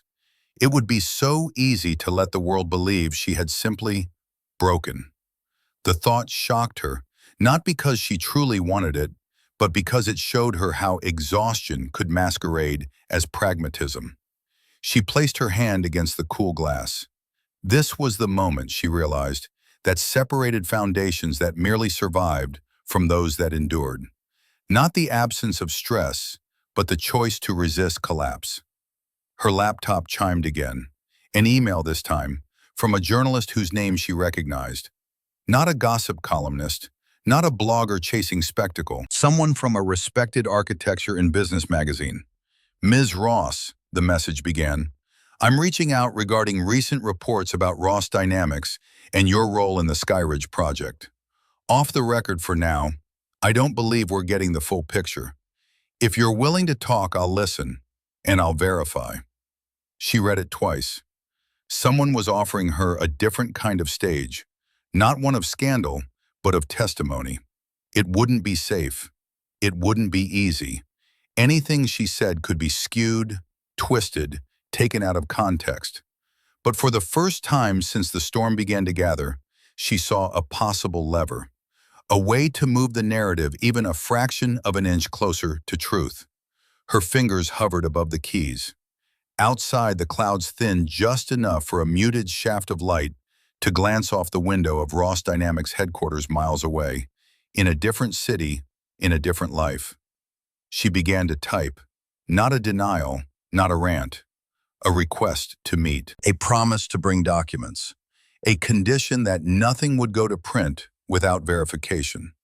She didn't know yet what shape this media storm would ultimately take, whether it would erode the ground under her feet or clear the air until the skyline looked different, harsher, more honest, but undeniably real. What she did know was this: she would no longer stand by and let other people tell her story while she stayed silent in the wings. If the world insisted on watching, then she would choose what they saw. The conference hotel rose above the harbor like a glass ship moored at the edge of the city. Its facade mirrored the shifting sky, sometimes silver, sometimes slate, depending on how the clouds chose to move. Inside, banners fluttered gently in the conditioned air, announcing the Pacific Northwest Structural Innovation Summit in bold, confident letters. Elena had attended conferences like this for years.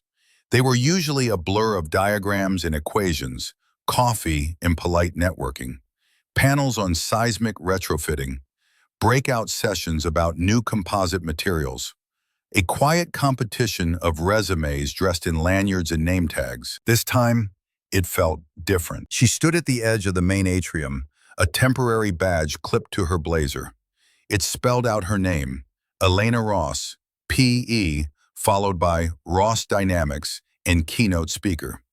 Seeing it like that, printed with such untroubled certainty, felt almost surreal, as if nothing had happened, as if she were simply an engineer here to talk about buildings. The hum of voices around her rose and fell like distant surf. Clusters of attendees discussed load-bearing walls over pastries, laughed quietly over coffee stains on schematics.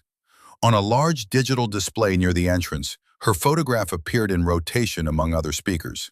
The same headshot she had used for years, taken in a rare moment when she had felt both confident and at ease. Beside it, the title of her talk glowed in soft blue, Dancing with the Earth, Designing Structures for a Moving World.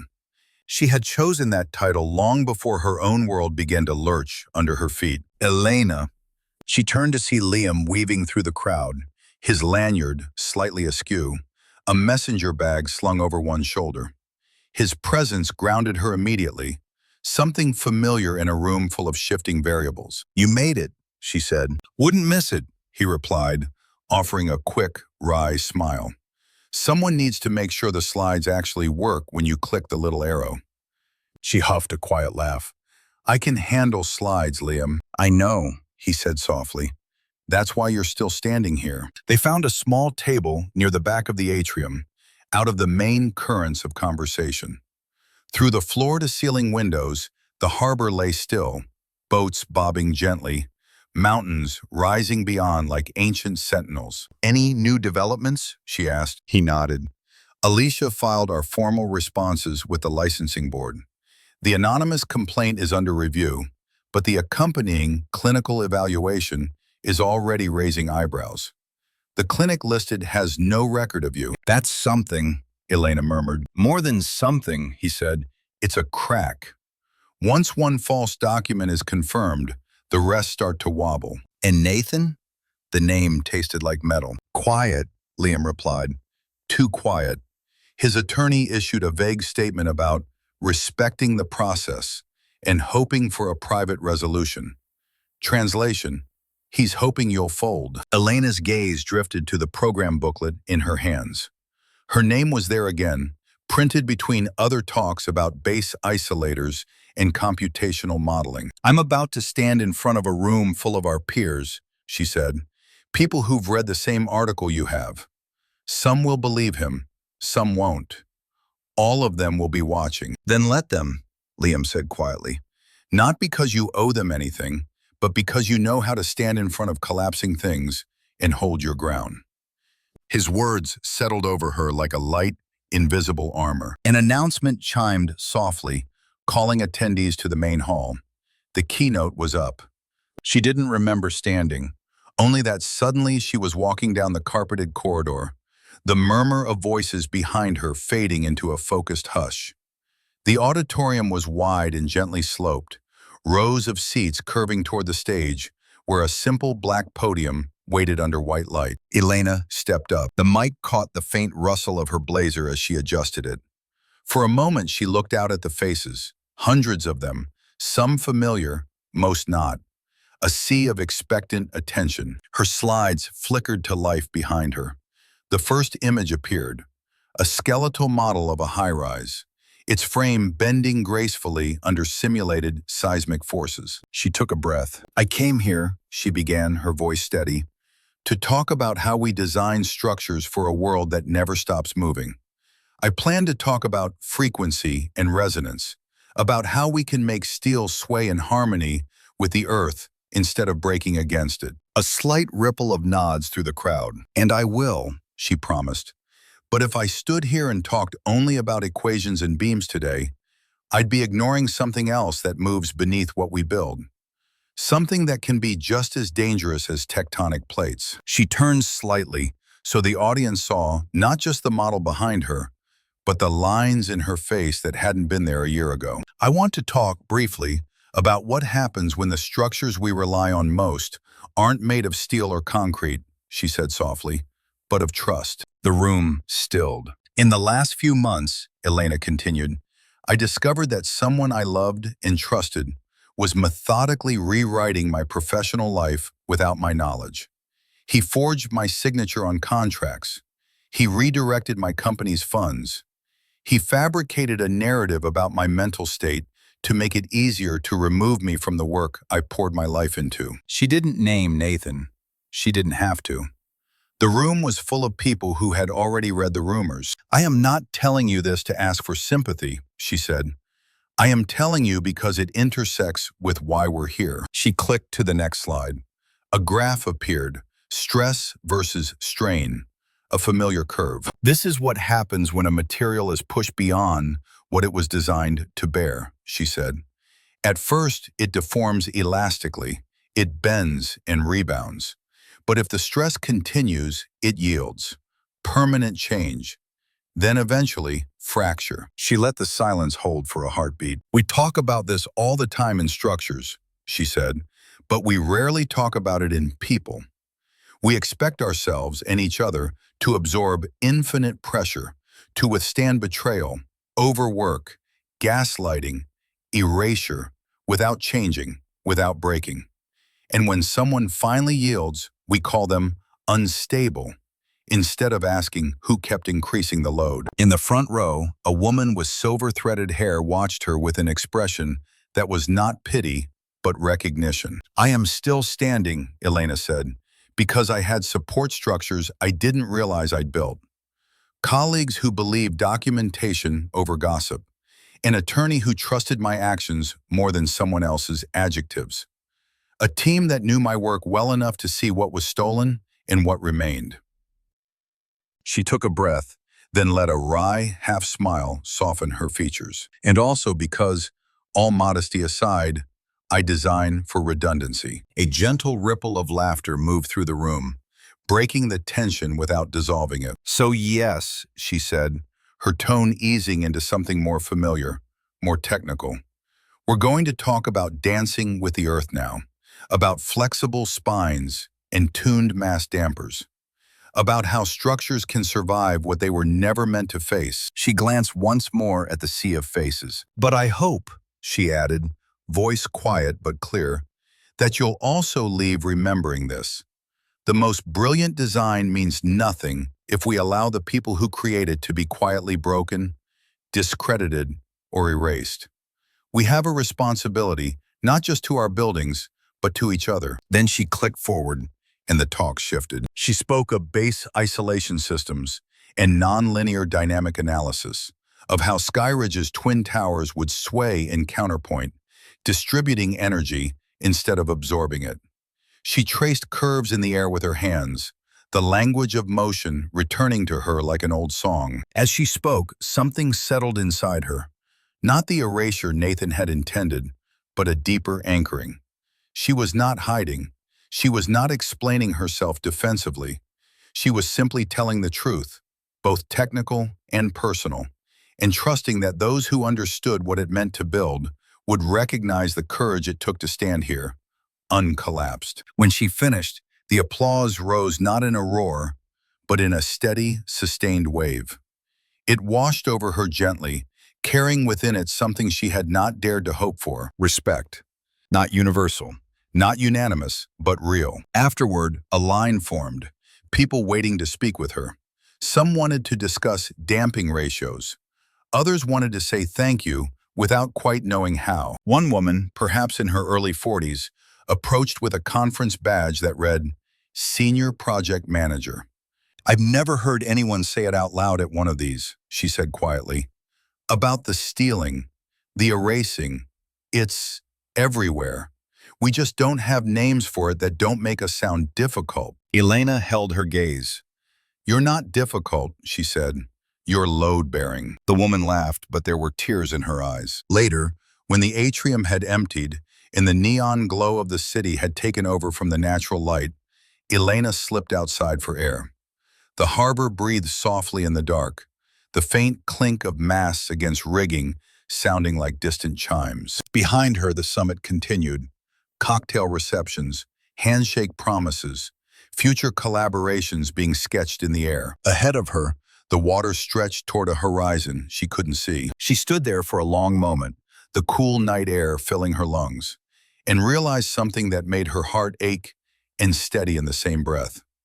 The storm hadn't passed, but she was no longer standing in it alone. The night after the summit, the hotel room felt suspended between two worlds. Outside, Vancouver shimmered in distant reflections on the harbor, boats cutting soft lines through the dark water. Inside, the room was quiet, the hum of the air conditioner and the faint clatter of ice in the hallway, the only reminders that other lives continued just beyond the door. Elena sat cross-legged on the bed, still in the blouse she'd worn for her keynote, sleeves rolled up, hair loosened from its careful knot. Her conference badge lay on the nightstand, a small, rectangular testament that she existed in more than one version at once. The engineer, the scandal, the survivor. Her laptop chimed. A new email slid into her inbox, subject line plain and unadorned. From C.Hart. Subject, I think he did to you what he almost did to me. For a moment, Elena simply stared at it. The breath caught somewhere between her lungs and her throat. She clicked. Ms. Ross, the message began. We've never met, but I think we share a ghost. The woman introduced herself as Camille Hart, a name Elena already knew from late-night searches. A tech founder from Chicago, the one whose company had vanished into a quiet acquisition after a whispered scandal. The email was measured, but underneath the controlled sentences, Elena could feel the tremor of old hurt. Years ago, I was engaged to a consultant named Nathan Hale. He convinced me to let him streamline my startup's operations. He started attending board meetings in my place when I was too tired. He drafted documents I never signed, then swore I had. By the time I realized what was happening, he'd nearly transferred our core IP to a shell company he controlled. I got out in time. Barely. I settled. I signed an NDA. I walked away with my name intact, but my company gone. I saw your name in the news last week.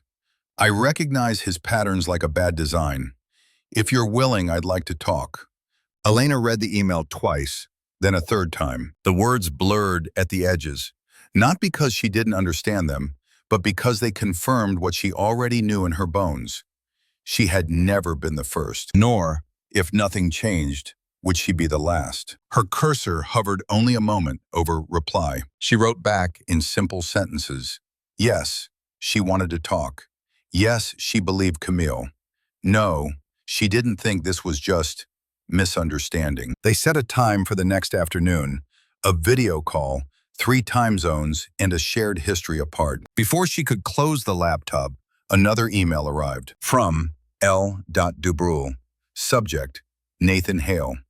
Paris. This one was shorter, almost stark. I'm the former owner of a gallery in Paris, small but respected. He was my partner for 18 months. I lost my business. I almost lost my reputation.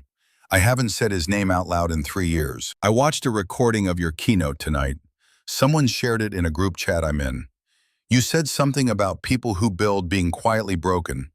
It felt familiar. If you're building a case, I think I might have pieces that fit. Elena pressed her palm lightly against the screen, as if she could reach through the glass and touch the edges of these women's lives. The weight inside her chest shifted. Painful, yes, but also sharpened into purpose. Her phone buzzed on the nightstand. A message from Alicia. He's more nervous than he looks on paper. His counsel floated the idea of a mutual, non-disparagement agreement today. Translation. He's afraid of what might come out, Elena replied. It won't just be what he did to me. The next day, the three women met for the first time without leaving their respective rooms. Elena sat at the small hotel desk, the harbor frame behind her. Camille appeared in a box on the screen, dark curls pulled into a loose bun, eyes tired but clear. The third face belonged to Lucy Dubreuil, elegant even through grainy video, a faint Parisian lilt softening the edges of her English. For a moment, no one spoke. They simply looked at one another, the strange, intimate recognition of people who had never shared a physical space, but had been haunted by the same person in different cities, different languages, different industries. I wasn't sure I'd actually join, Lucy admitted first, her mouth twisting wryly. I've spent years trying to pretend he was just a chapter I misread. I tried to convince myself I overreacted, Camille said. My friends still think I was dramatic. He moved on. Why can't you? That kind of thing. Elena listened, each word threading into her own memories. How many times she had almost minimized, dismissed, smoothed over what she had found. When I left him, Elena said quietly, I thought the failure was mine, that I should have been smarter, more suspicious, less trusting. Then I found records of what he'd done to you, Camille. Articles that didn't tell the whole story, but told enough. I realized this wasn't about weakness, it was about a pattern. Camille's eyes glistened for a moment, then steadied. He always starts the same way, she said. He finds out what you're proud of. Then he positions himself as the one person who truly understands it, the one person who can protect it. Lucy nodded slowly. With me, it was my eye, the way I curated shows. He told me it was rare, fragile, that I needed someone to handle the ugly parts, contacts, contracts, negotiations. I let him into everything I didn't want to look at. And he built himself a back door, Elena finished. To your life, Lucy said. To your work, to your name. There was a pause. Then, softly, Camille asked the question hanging between them. Are you really going to take him to court? Yes, Elena answered. Not because I enjoy conflict. I don't. I'd rather spend my time calculating load paths and arguing with gravity. But if I stay silent, he does this again. To someone who might not get out in time. A new voice joined then, Alicia's. Audio only for now. We have grounds to introduce prior pattern evidence, she said, especially if you're both willing to provide sworn statements. That doesn't mean you have to testify in person, but your experiences could help establish that what he did to Elena was not an isolated marital dispute. It was part of a consistent method. Lucy exhaled, the sound a mix of relief and old fear. My NDA, she said. Would that? We'll review it, Alicia replied. Most NDAs are not enforceable where they conceal criminal behavior. And even if you can't speak publicly yet, internal testimony may still be possible. Camille gave a small, humorless smile. I always thought the settlement I took was the price of my silence, she said.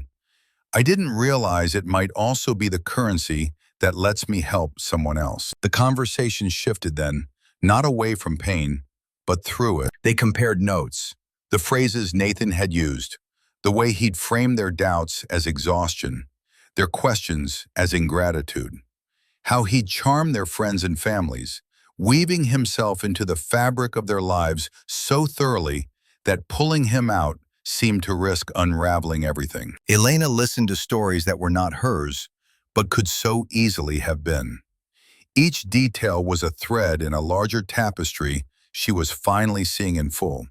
At one point, Liam joined briefly to explain in simple terms how digital forensics could back their claims, how emails, file access histories, and metadata created a kind of truth even Nathan couldn't charm his way out of. Think of it as structural analysis, he told them. Every lie leaves a distortion in the load path. Our job is to trace the forces back to their origin. Lucy tilted her head, a faint smile tugging at her lips. You all talk about trust and betrayal like engineering, she said. Loads, structures, patterns. It's oddly comforting. It's how we make sense of chaos, Elena replied. We reach for frameworks, for something that holds. As the call wound down, Camille hesitated. Elena, she said, when this is over, if you win, what do you want? The question caught her off guard. Not what did she want to prevent, not what did she want to punish. What did she want? She looked out the window at the harbor, where the water had begun to catch hints of color from the sinking sun. I want to build, she said finally. That's all I've ever wanted. I want to design structures that endure, and I want my name on my own work. I don't want to be a symbol of his crimes. I want him to be a footnote in the story of my life, not the headline. Lucy's eyes shone. Then let us help you write that footnote, she said softly. When the call ended, the room felt different. Not larger, not brighter, but denser, as if the air itself held more substance, more history, more shared resolve. The past had stepped forward, not as a chain dragging her back, but as allies walking beside her. Women whose stories could have remained isolated fractures, now connecting into a visible fault line that no one, least of all Nathan, would be able to ignore. She closed her laptop and sat in the growing dusk, listening to the quiet thrum of the city beyond her window. For the first time since she'd left Seattle, she felt not just determined, not just angry, but something rarer, accompanied. The courtroom was smaller than Elena expected. For weeks, she had pictured something grand and cavernous, a high-domed ceiling, echoing footsteps, the kind of solemn architecture that announces justice before a word is spoken. Instead, she found herself in a rectangular room with pale walls, wooden benches worn smooth by years of strangers' grief and relief, fluorescent lights humming quietly overhead. It felt less like a temple and more like a workshop, a place where truths were dismantled and rebuilt, piece by deliberate piece. She sat at the plaintiff's table beside Alicia, hands folded loosely in her lap. Across the aisle, Nathan occupied the corresponding chair, flanked by his attorney, a man with an expensive tie and wary eyes. Nathan looked smaller than she remembered. The suit was impeccable, the hair as carefully styled as always, but something in him had shrunk. The confidence that once filled every gesture now seemed rehearsed, a role he no longer quite believed he could play. Their eyes met once, briefly. There was no cinematic flash of memories, no tug of longing, only a hollow recognition, like seeing a building you once loved stripped down to its rusted frame. The judge entered. Everyone rose. Proceedings began. At first, Elena felt oddly detached, as if she were watching a documentary about someone else's life.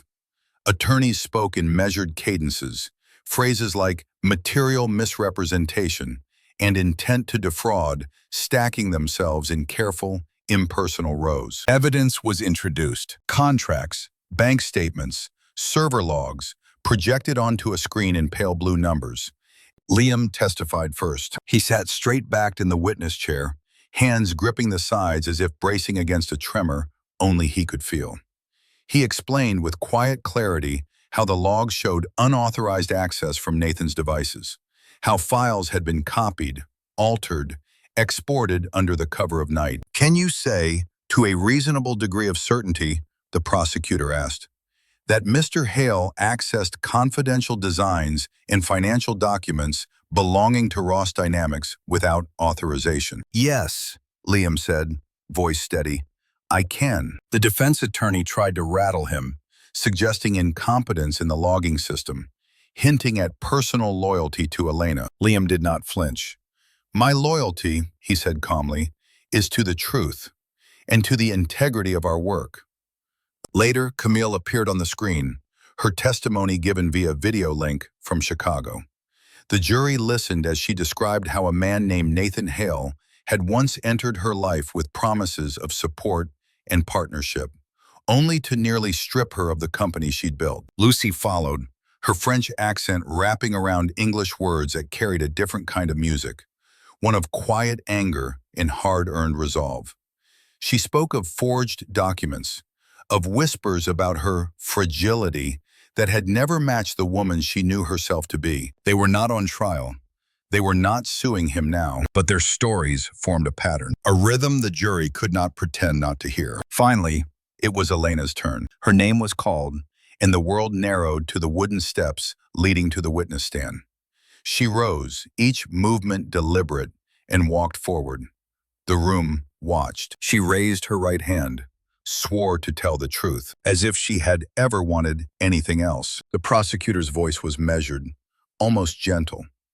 Miss Ross, can you describe for the court the morning you discovered the documents in Mr. Hale's office? Elena folded her hands in her lap and began. She told them about the soft Seattle light filtering into the penthouse, the folder on Nathan's desk, the first flash of unease when she saw her company's logo on a document she hadn't signed. She described the contracts transferring Skyridge's intellectual property to Hale Strategic Group, the resignation letter she'd never written, the fabricated evaluation questioning her judgment, the feeling of standing in a room that looked like her life, suddenly realizing half of it had been carefully staged. As she spoke, she did not raise her voice. She did not seek drama. She laid out the sequence the way she would outline a structural failure. Calm, chronological, unadorned. The prosecutor stepped back. The defense approached. Miss Ross, Nathan's attorney said, is it possible that your memory of these events is colored by emotion? By the collapse of your marriage? No, she replied. You never had any discussions with my client about stepping back from leadership? About feeling overwhelmed? About trusting him to manage certain aspects of your work? We discussed me delegating, Elena said, not disappearing. He paced a step. Is it fair to say you're angry with Mr. Hale? Yes, Elena answered simply. A faint murmur passed through the courtroom. Even the attorney seemed briefly taken aback by her candor. And wouldn't you agree, he pressed, that anger might motivate you to interpret events in a certain light? She held his gaze. Anger may have motivated me to leave, she said. It did not write the signatures he forged. It did not create the bank transfers he executed. It did not fabricate a clinical evaluation from a doctor who has never met me. He opened his mouth, then closed it again. When at last she was dismissed from the stand, Elena stepped down carefully and returned to her seat. Her legs felt strangely light, as if she had been carrying a weight so long she'd forgotten what it was to put it down, even for a moment. The trial stretched over days. Experts in digital forensics testified, tracing the origins of emails and edits. A bank investigator laid out the trail of money like a map. The therapist whose name had appeared on the fake evaluation took the stand to state plainly that no such report had ever been prepared. Nathan did not testify. His attorney likely decided that his charm, so effective in quiet rooms and candlelit dinners, would curdle under cross-examination. On the final day, Elena sat still while closing arguments wove themselves through the air. The prosecution spoke of patterns and intent, of a man who had made a career out of stepping into women's lives at the moment their success began to bloom, then quietly redirecting the sunlight toward himself. The defense spoke of doubts and ambiguities, of misunderstandings, marital tension, subjective experiences, and emotional interpretations. Then it was over. The jury filed out. Silence swelled in the room, heavy and electric. Elena stared at her hands, lying open on the table. They were the same hands that had drawn the first lines of Skyridge, the same hands that had signed contracts built on trust, the same hands that had placed a wedding ring on a folder full of lies. Whatever the verdict was, she realized, it would not change who she was. It would not alter the fact that she had built something from nothing, that she had refused to disappear, that she had chosen to stand in the light even when its glare burned. Time stretched. Then the jury returned. Everyone rose. Everyone sat. Madam Foreperson, the judge said, has the jury reached a verdict? We have, Your Honor. Her voice was clear, neither triumphant nor regretful.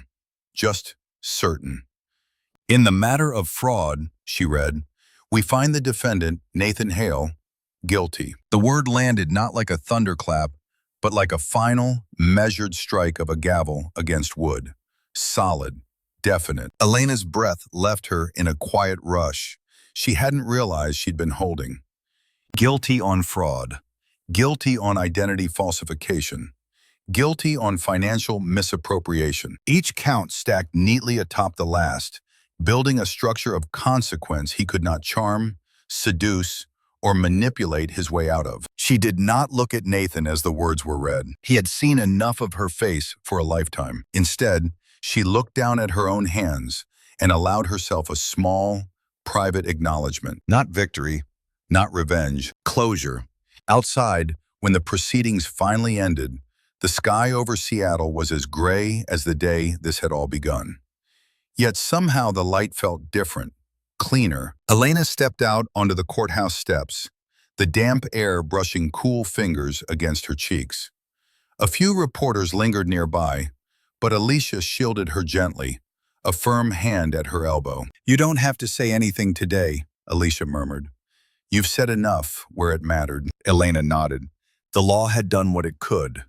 The rest was her work now, not in courtrooms, but in the quieter, more enduring spaces where she excelled. Steel, glass, light, the places where her name, and no one else's, would one day be etched into the bones of the world. Autumn unfurled itself gently across Seattle, slow strokes of gold along the treetops, a hint of cinnamon in the air from cafe doorways, a quieting of the city's relentless summer pulse.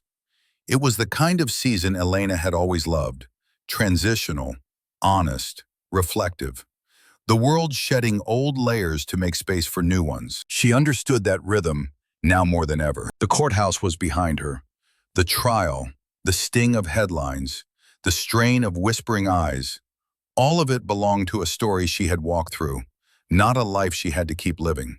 Weeks had passed since the verdict, but the weight inside her still shifted in subtle ways, settling and resettling like a building adjusting to its foundations after a quake. Her new office, a temporary space she leased while Ross Dynamics renovated the penthouse floor, sat on the 8th story of a modest brick building overlooking Elliott Bay.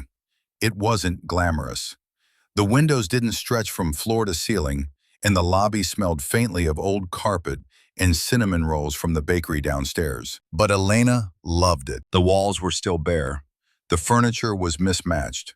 Her desk was a simple slab of reclaimed wood she had found in a local artisan shop. The only decoration was a small brass model of Skyridge's core framework, which Liam had given her the day the project resumed under her full direction. This is the real heart, he'd said, tapping the tiny central beam.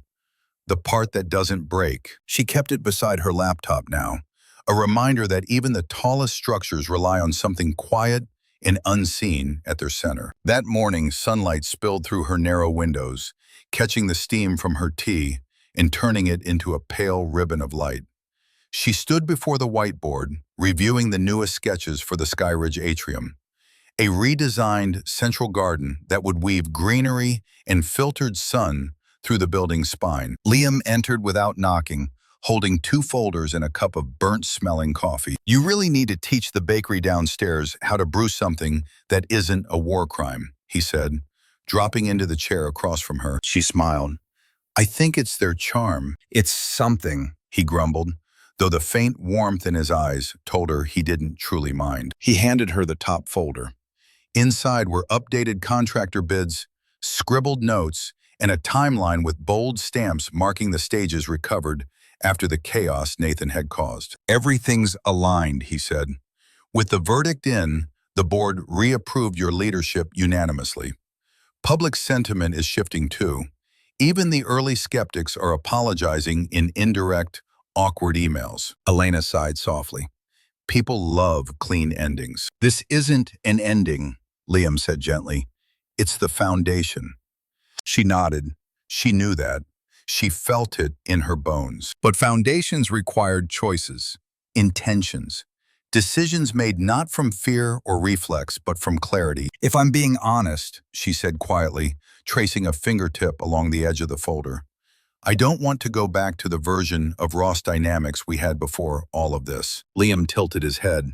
What do you mean? She turned to the whiteboard.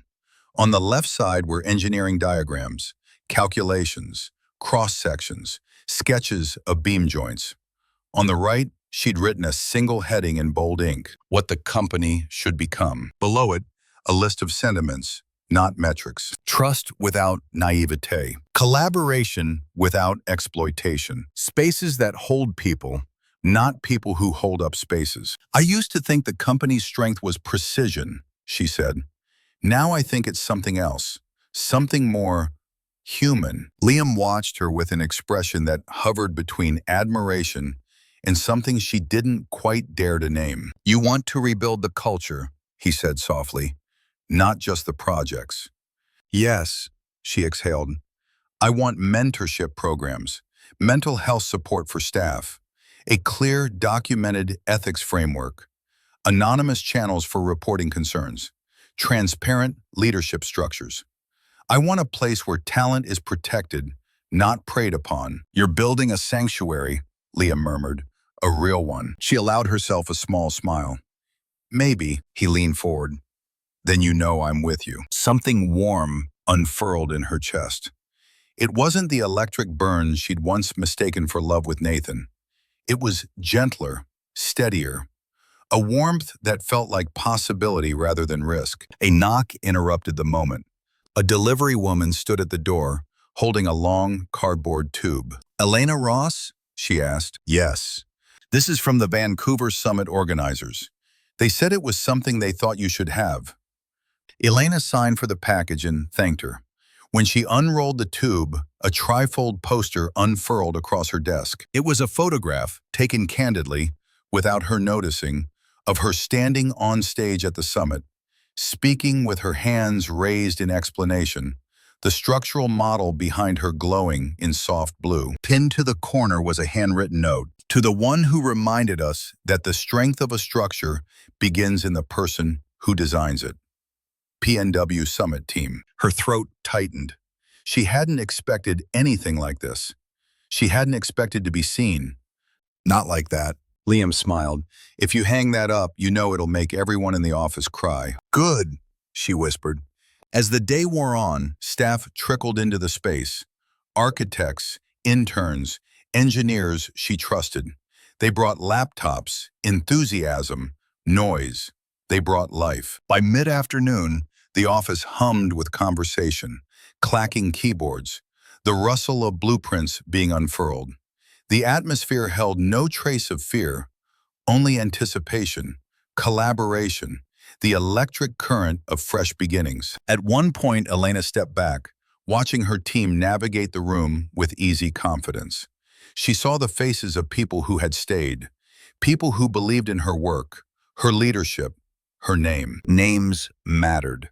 She understood that more now than ever. Her own name had nearly been replaced on her designs. But here, spoken in quiet greetings and shouted questions and grateful smiles, it felt restored. And not because she won a trial, because she rebuilt herself. In the late afternoon, as the sun warmed the tops of the buildings across the bay, Elena walked to the window. The water glimmered softly. Ferry boats crossed like white stitches, sewing the two sides of the city together. She rested her hand against the glass. She had lost things, illusions, time, a version of herself she thought was impenetrable. She had been dismantled, tested, shaken to her very core, but she was still standing. No, she was not merely standing. She was building, on her own terms, with her own name, in her own voice. Behind her, the office buzzed with life. Ahead of her, the skyline waited, an unfinished canvas of steel and sky, ready to hold whatever she chose to create next. On the morning Skyridge opened its doors to the world, the city of Seattle seemed to breathe in a little deeper. The air held that luminous clarity that sometimes comes after rain, a sky washed clean, clouds drifting in pale ribbons over a horizon stitched in steel and glass. The twin towers of Sky Ridge rose above the waterfront, like two lines of music written against the sky, joined by their sweeping bridge. The whole structure held in a poise that suggested both movement and calm. Elena stood at the base of the eastern tower, hard hat tucked under one arm, the other hand resting lightly on the railing. The plaza below the main entrance was already filling with people: city officials, journalists, engineers, construction crews in freshly laundered vests, and curious onlookers who had followed the project from rumor to blueprint to reality. For a long moment, she didn't move. She simply looked. She followed the lines she had once only traced on digital models, the canted columns that carried load as elegantly as dancers, the glazed panels that caught the morning light and scattered it downward in softened gleams, the curve of the central bridge, whose subtle arc had once kept her awake at night, worrying over stress distributions and wind torsion. Now it existed, solid, graceful, resolute. Feels different in person, doesn't it? Liam's voice came from beside her, carrying a warmth that settled easily into the space between them. She glanced at him and smiled. It always does. Drawings are promises. This is... She searched for the word, eyes returning to the towers rising over the bay. Proof. He followed her gaze, then nodded toward the entrance. They're waiting for their architect. I suppose they are, she murmured, almost to herself. Her mother joined them a moment later, a soft scarf wrapped around her shoulders despite the mild weather. She looked up at the structure with unapologetic wonder. You sketched this in the margins of your school notebooks, she said quietly. Not exactly this, but this feeling. I remember telling you not to doodle through your homework. Good thing you never listened. Elena laughed, the sound pulled from somewhere light. I listened. I just added more margins. Her mother slipped her arm through her daughter's. So, she said, voice thickening just a little, how does it feel? Elena looked up again at the towers that bore her calculations, her insomnia, her stubborn faith. It feels like the world finally caught up with something I've carried inside for a very long time, she replied. Inside the atrium, the ceremony awaited. Rows of chairs, a small stage, a podium with a discreet city seal, cameras, microphones, the choreography of public acknowledgement. But before she stepped into the script of the event, Elena wanted one more moment that belonged only to her. She excused herself gently and walked along a side corridor, past a security checkpoint and through a service door that opened directly into the heart of the structure. The air here felt cooler, quieter, filled with the faint metallic scent of new steel and the distant hum of systems coming fully to life. This was the part no tourist would see. The bones. She descended a short flight of metal steps and stopped beneath one of the main support nodes, the quiet convergence of forces she had calculated again and again until the numbers felt like a kind of prayer. In the intersection of beams and plates, almost invisible unless you knew exactly where to look, her initials were engraved in neat, restrained letters. E.R. Not large, not ostentatious, just present. She brushed her fingers lightly over the mark, feeling the coolness of the metal, the solidity of it. No one could erase this. No one could forge it. No one could step into her place here without being, unmistakably, an intruder. Time, she called softly, hearing footsteps above. 2 minutes, Liam's voice drifted down. Unless you want to make them sweat a little. I think I've given this city enough turbulence for one lifetime, she replied, ascending the stairs. Back in the atrium, Elena took her seat on the stage beside the mayor, project sponsors, and board members. The glass canopy above filtered the light into soft geometries on the polished floor, patterns that shifted gently as the sun inched higher. A hush fell as the mayor approached the podium and began to speak about civic pride, economic growth, the importance of infrastructure with vision.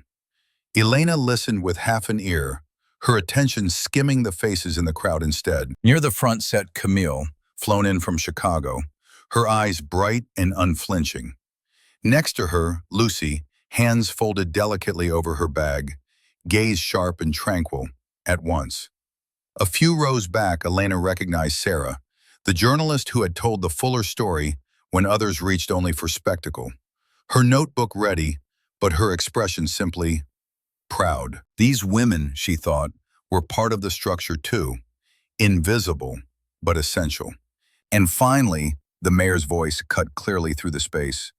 We would like to hear from the woman whose vision, ingenuity, and resilience brought Skyridge from concept to reality.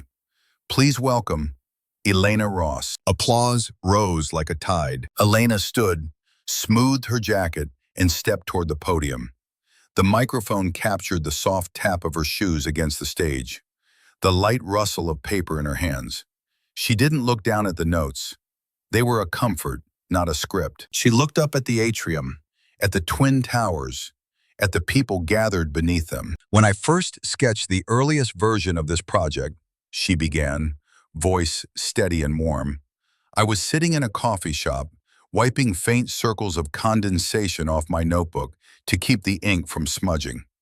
I drew 2 lines reaching upward and asked myself a question. How do we build something that doesn't pretend the ground is still? A faint stir of laughter. She smiled. We live, she continued, on a restless earth. The ground moves. The air pushes. Time changes what we think is permanent. This building is an answer to that reality. Not a denial of movement, but a conversation with it. She gestured lightly upward to where the steel and glass met sky. These towers are designed not to resist motion at all costs, but to move with it, to bend instead of break, to sway and return. The bridge between them doesn't just connect 2 structures, it balances them. They keep each other honest. Her eyes swept the room, meeting familiar faces. Liam, her mother, her team. Then they moved to others, strangers, officials, workers in reflective vests still dusted with faint traces of the site. I've learned, she said quietly, that people aren't so different. There was a hush now, a different kind of quiet. Sometimes, she went on, the lives we build are shaken by betrayal, by loss, by the choices of those we trusted. We crack, we sway, we question our own integrity. But like any good structure, what determines our survival isn't whether we were ever stressed. She paused, letting the words rest. It's whether our foundations were real. She let herself look, just once, toward the distant edges of the crowd, where she knew murmurs about her past still fluttered like faint echoes. Then she returned her gaze to the light above. This place, she said, is proof that foundations can hold. That integrity, once challenged, can come back stronger. That what was almost stolen can be reclaimed, not as it was, but as something braver. Her throat tightened, but she breathed through it. And if there is anything I hope Skyridge offers to the people who pass through it, it's this, a reminder that we are allowed to build again, on new terms, with clearer eyes, with our names fully, honestly, beautifully attached to the work of our own hands. Applause rose again, not explosive this time, but deep, layered, sincere. It rolled against the glass and steel like distant thunder, an answering echo from the world she had refused to let define her by someone else's lies. Later, when the ribbon was cut and the first guests filtered into the concourse, Elena walked the length of the bridge between the towers. The floor beneath her had a subtle give, almost imperceptible, a promise that even in high winds or distant earthquakes, this place would move without yielding. Liam joined her halfway, hands in his pockets, tie already loosened. Does it feel like you thought it would? He asked. She shook her head, smiling. No, she admitted, it feels better. Because it doesn't just belong to the version of me who dreamed it. It belongs to the version who survived getting here. He studied her for a moment, something quietly bright in his eyes. So, he said, nodding toward the far end of the bridge, what's next? Elena looked out at the city, the cranes in the distance, the low sprawl of neighborhoods, the glitter of water in the faint line of mountains beyond. More, she said simply. Not more battles, if I can help it, just more building. with people who understand that trust isn't a resource to be mined, but a structure we protect together. They continued in companionable silence, footsteps soft against the engineered floor, the world spread out in possibility around them. And perhaps, as you've walked with Elena through every fracture and reconstruction, some part of her journey has brushed against your own, some hidden place where you bent under unexpected load, or chose to rebuild on stronger terms. If her story spoke to you, even in a small way, I'd love to hear which moment stayed with you most. Share your thoughts in the comments so this doesn't just remain a story, but a meeting place for others who are also learning to build again. And if you'd like to follow more journeys like Elena's, stories of resilience, betrayal, and the quiet, fierce act of reclaiming your own name, remember to like this video and subscribe or follow the channel.